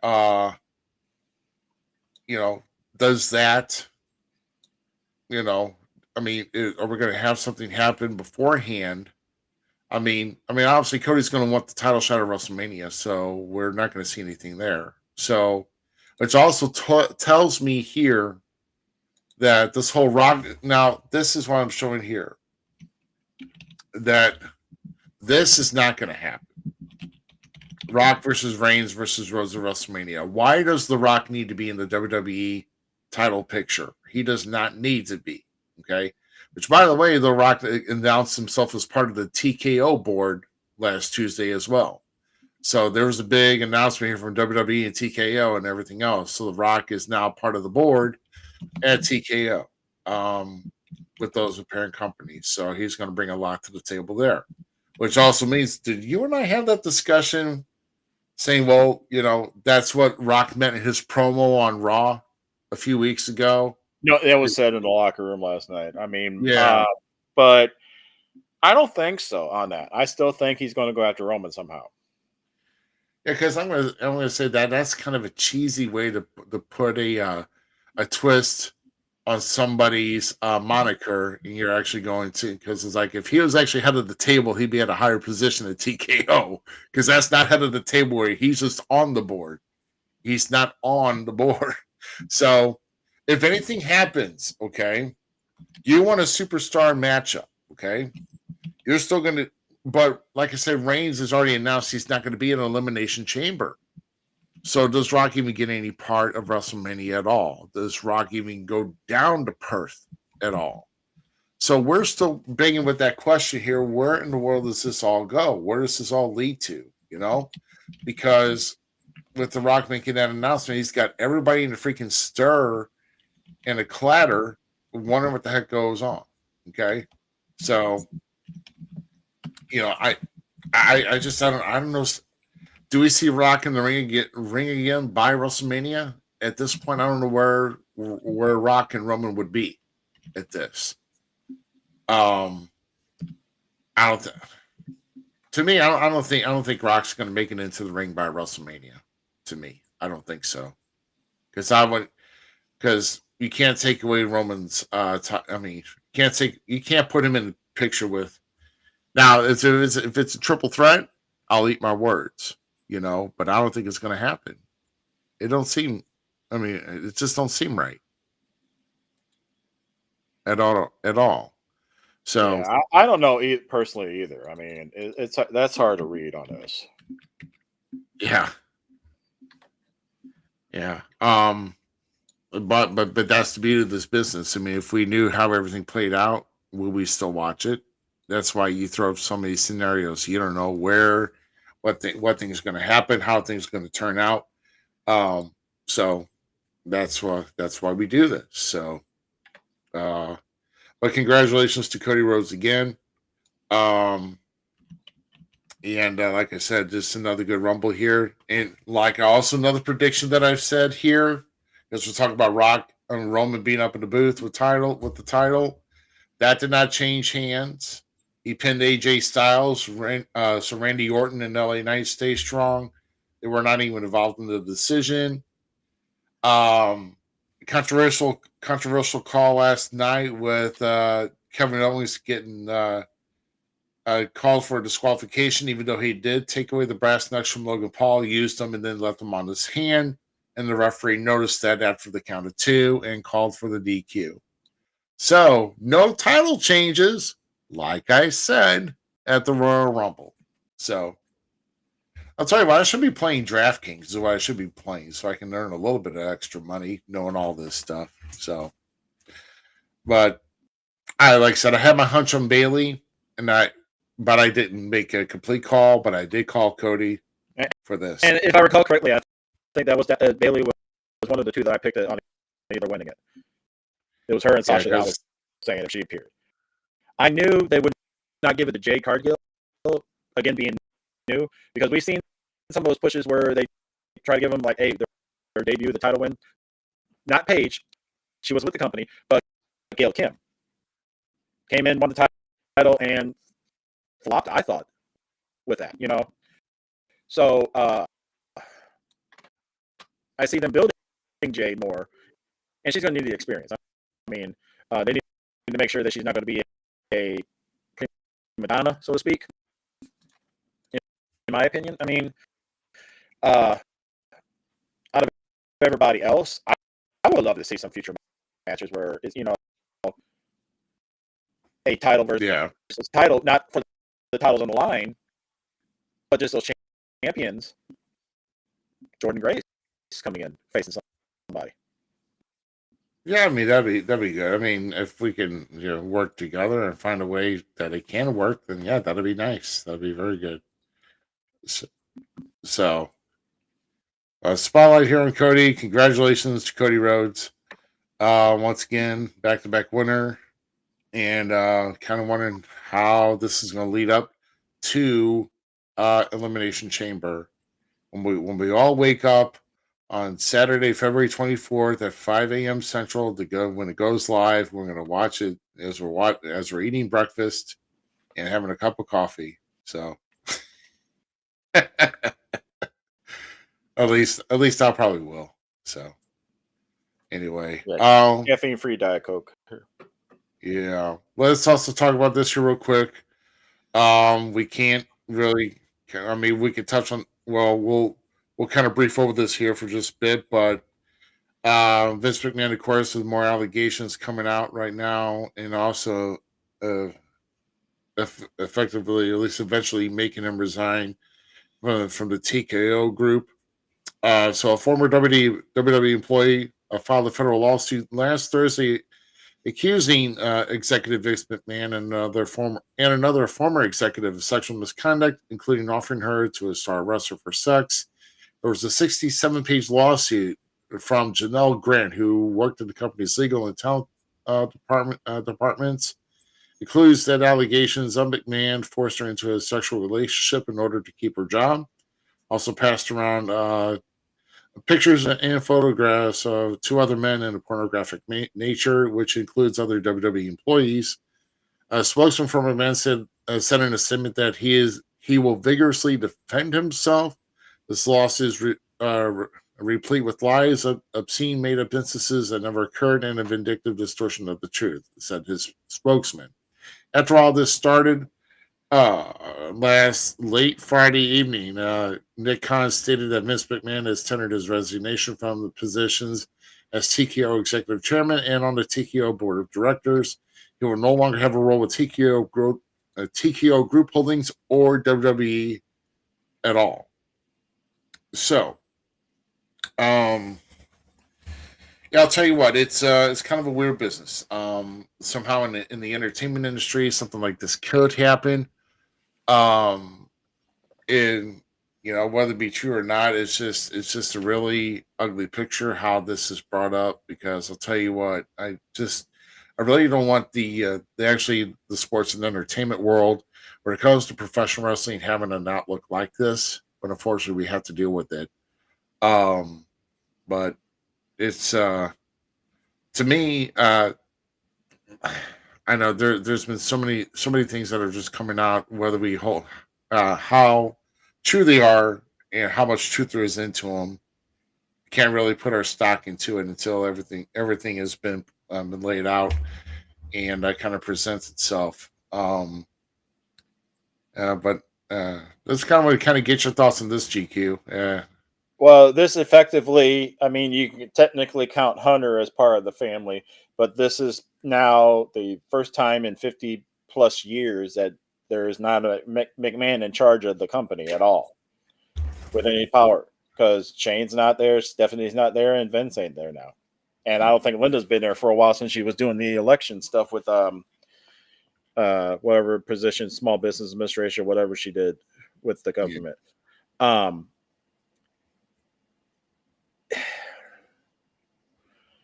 My only question is, if she hated it, why didn't she come out about it years ago? The issue here, and I'm not saying that she's not a victim of it at all, by no means, but she started to go after him and bring this public when the money stopped. So she was happy to be getting all the money and keeping quiet about it. And if she did all the stuff then, I mean, there's a point where you just say, I'm not doing this, and it just makes you wonder. I'm not saying Vince is innocent by no means. Oh, hell no. Oh, he's a creep. Be fully to say that. But again, it's like, why is she coming out now? Why didn't she come out when he had allegations on stuff years ago? Right. Exactly. And everything. Yeah, I think totally there's get just something else here.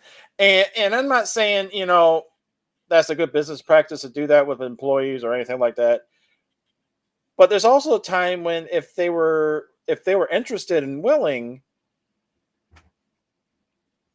at what point do you say that's sexual harassment and not just, hey, they had a fling going on within the company? Right. Exactly. So I mean, there's just a lot of, this is all built up for a number of years, number of months, or whatever the case may be.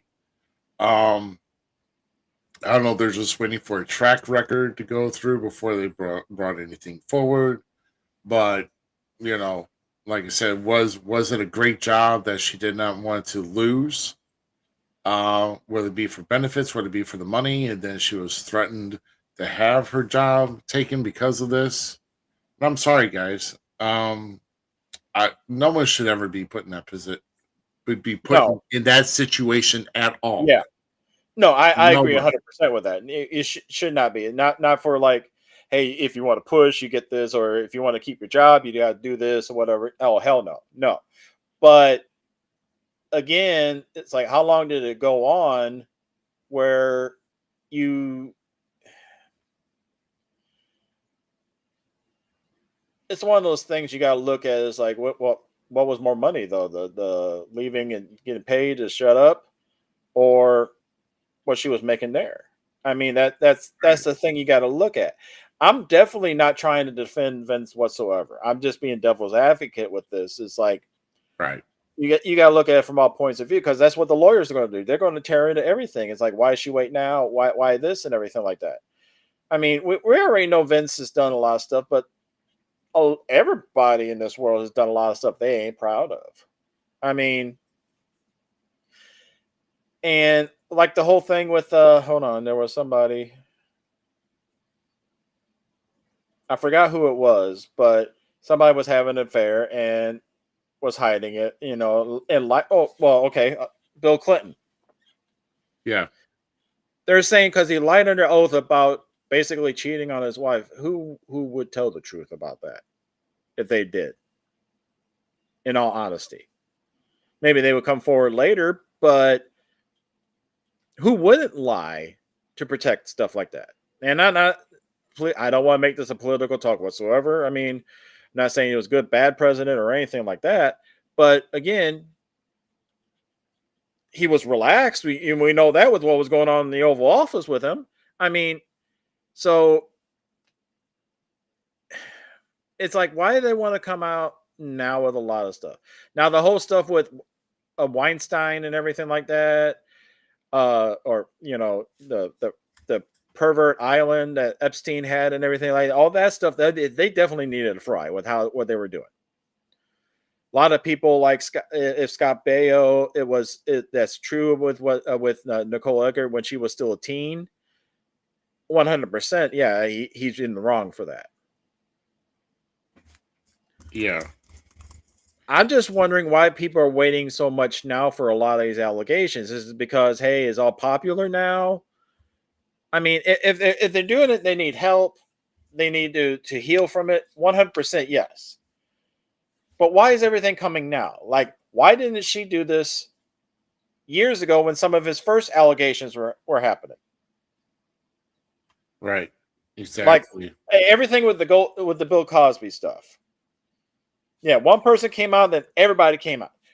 I can see that because he's getting caught with his hand in the cookie jar here, here, here, here. So everybody, all the cookie jars come out. Why wait on some of this though? Did Right. she think that this was going to shut her up and get more money, or whatnot? I mean, it's not like it's just hard to say on it. I mean, if she's hurting, I can understand that. If she felt like she had nowhere to go, I can understand that too. Tell her hi since I saw you looking at her. Well, no, Oh, she's actually not in there as well because I had my TV going. Had it going on well, YouTube tonight because I was watching CW All Star Wrestling before this came on here tonight, and I just left them on YouTube. So whatever, it's just but that's the thing. It's like why come? I believe that she should have came forward a lot sooner. absolutely If it was job on the line, you do this, whatnot, or you lose your job. Why women are so strong and independent now? That's the thing that I don't get. Why would you think you had to do that? right. If you had an interest or something like that, yeah. If she was like a teenager, oh, I know they can be manipulated and everything because I've seen so many that I had to protect on stuff before with people. And it's one of those things is like an adult will understand to a point. It, it's just weird. I mean, like all the actresses coming out years later. I mean, Weinstein was a pervert. We all know that. And having a lot of the Hollywood and stuff come out now because they're, basically we're engaging the what you would call pedo stuff. Yeah, fry those fuckers. But Yeah, again, if there's somebody cheating on their wife with this, or the actress themselves wanting to get over and thinking that because we all heard the joke and all that, if you want to push, you got to do this kind of thing. I mean, we've all made those jokes, we all heard those jokes and everything like that. How many right, actually are the sleazy promoters, or how many are the stars that, hey, let's do this? right. Yeah. So, like I said, I mean, I mean, right now these are allegations, and Yeah. nothing's been convictions. Obviously, Vince is going to be fighting this, of course. But to not to he did the right thing as far as dropping any affiliation from Yeah. WWE and TKO. He probably Um, had no choice in that matter, though, too. yeah, true. Now, It, one thing I'll say, if he did like force himself on somebody and saying, do this or you don't have a job, let the fucker fry. Excuse my language. yeah. Let him fry. Well, I mean, let him lose everything he's earned because he's already lost it. He had to give up a lot of stuff. yeah, Let him lose every damn thing that he's done for that. He deserves that. But this is somebody that had an affair, then she got weirded out after a while. And he said, well, here, have this and everything. Then he couldn't make the payments right away on something. That's a totally different thing. The yeah. details is what's going to make this into who the victim is and who is in the wrong, I mean, I Right. hate playing devil's advocate because it sounds like I'm insensitive, which we all know I'm fucking not. Excuse my language. Sorry again. Whoopsie. But we know I'm not insensitive on stuff like that. I've known stuff that I've kept quiet about, a lot of stuff that some people should fry on. But it's the thing. It's like I've seen so many are coming out, or hell, there's so many stories of people claiming the R word, which I refuse to say, Right. but then find out they lied about it. But they ruined somebody's life because they wanted to be, come out ahead on some deal with something. Right. And so many are getting burned for it now because they did that. So it's one of those things. It's like, why? And you got to look at it like that. I mean, because how many people actually would say, "Hey, my kid is yours. Let's have some money," or Well, "Hey, you said I had to do this or whatever. I left. I need compensation." yeah, power can be an evil thing if it's used incorrectly, and let's just kind of hope that this wasn't that. I mean, I would hate to think it, but like I said, if there is, we can't really. It's there's still nothing's for certain until they're proven guilty. So Yeah. we got to let the scene playing out. But like I said, we don't want to focus more on the negative here. Like I said, he took several steps back. He totally disassociated himself with it. Like I said, there was also a tease that Slim Jim pulled out of their sponsorship, but obviously last night, if you watched the Rumble, that was fake because they showed the whole Slim Jim commercial with LA Knight and Bianca Belair before LA Knight came out to his match. And the Men's Royal Rumble was sponsored by that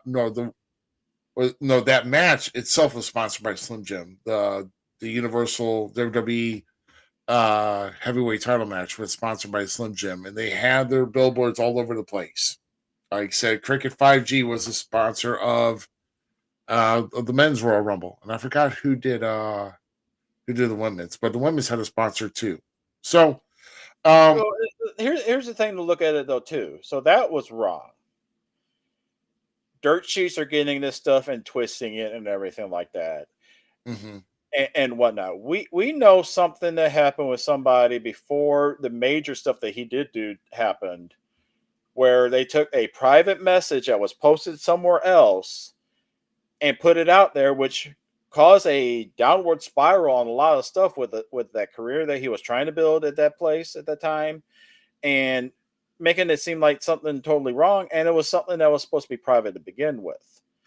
We know dirt sheets would twist every damn thing around. We know news places would twist everything around if they hear one thing and they're saying, well, he forced himself on her. You have to look at it like that. I mean, personally though, I like I said, if it's not the way that it's being made out to be, I hope Vince recovers. If it is exactly what's being made out to be and all that, I hope Vince fries. Yeah. Bottom line on it. Yeah, like I said, sometimes people they do joke about that. But speaking of something funny here, we didn't do Wrestling's Gold Memes here tonight because we wanted to make sure we had the entire cast on when we do that. And and Zmiz really likes the gold memes, and we wanted to include everybody in on it. But we always want to.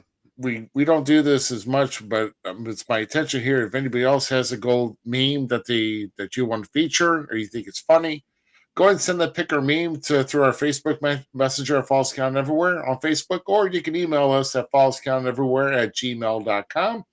And like I said, if you send it in, we'll give you the credit for it. And if it's fun, if it gives us a good chuckle, we'll put it on the air. And the other thing I'm going to throw out there at the same email address, segue. If you have a favorite pop figure wrestling wise that you've seen, or a custom one that you like, or one you feel should be made, send it to us as well.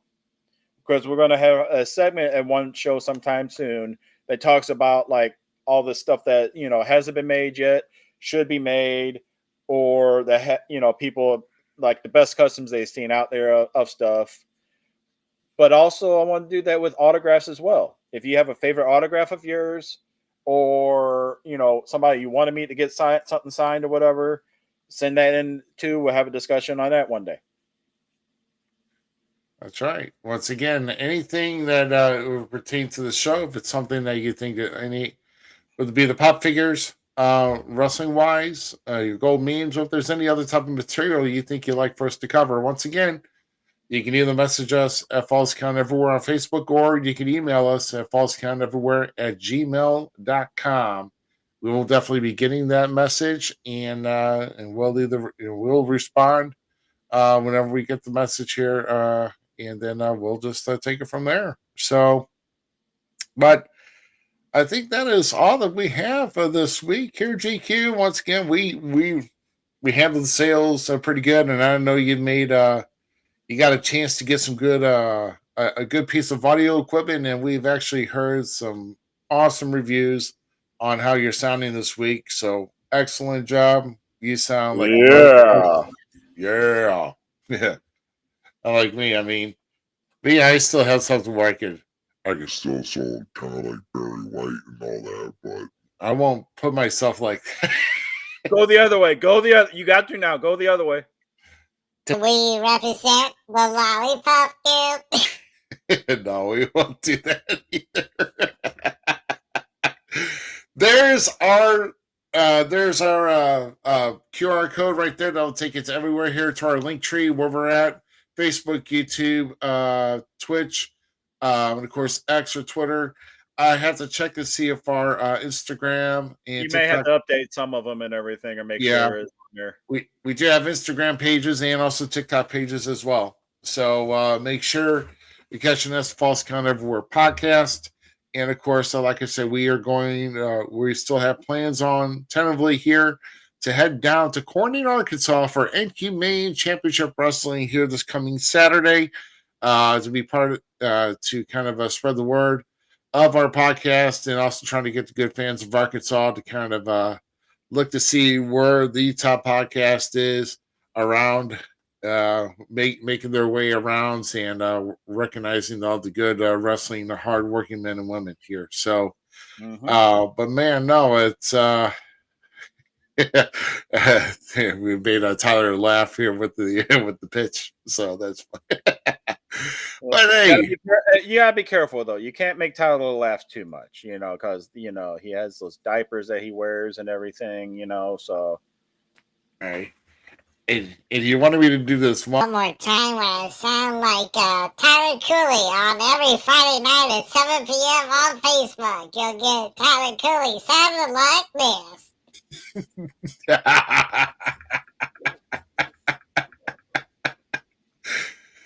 Woo! Wow. Okay. Well, like that's my, at least that's the only thing I got here. That's one of my tools I got here, and then of course my other fam.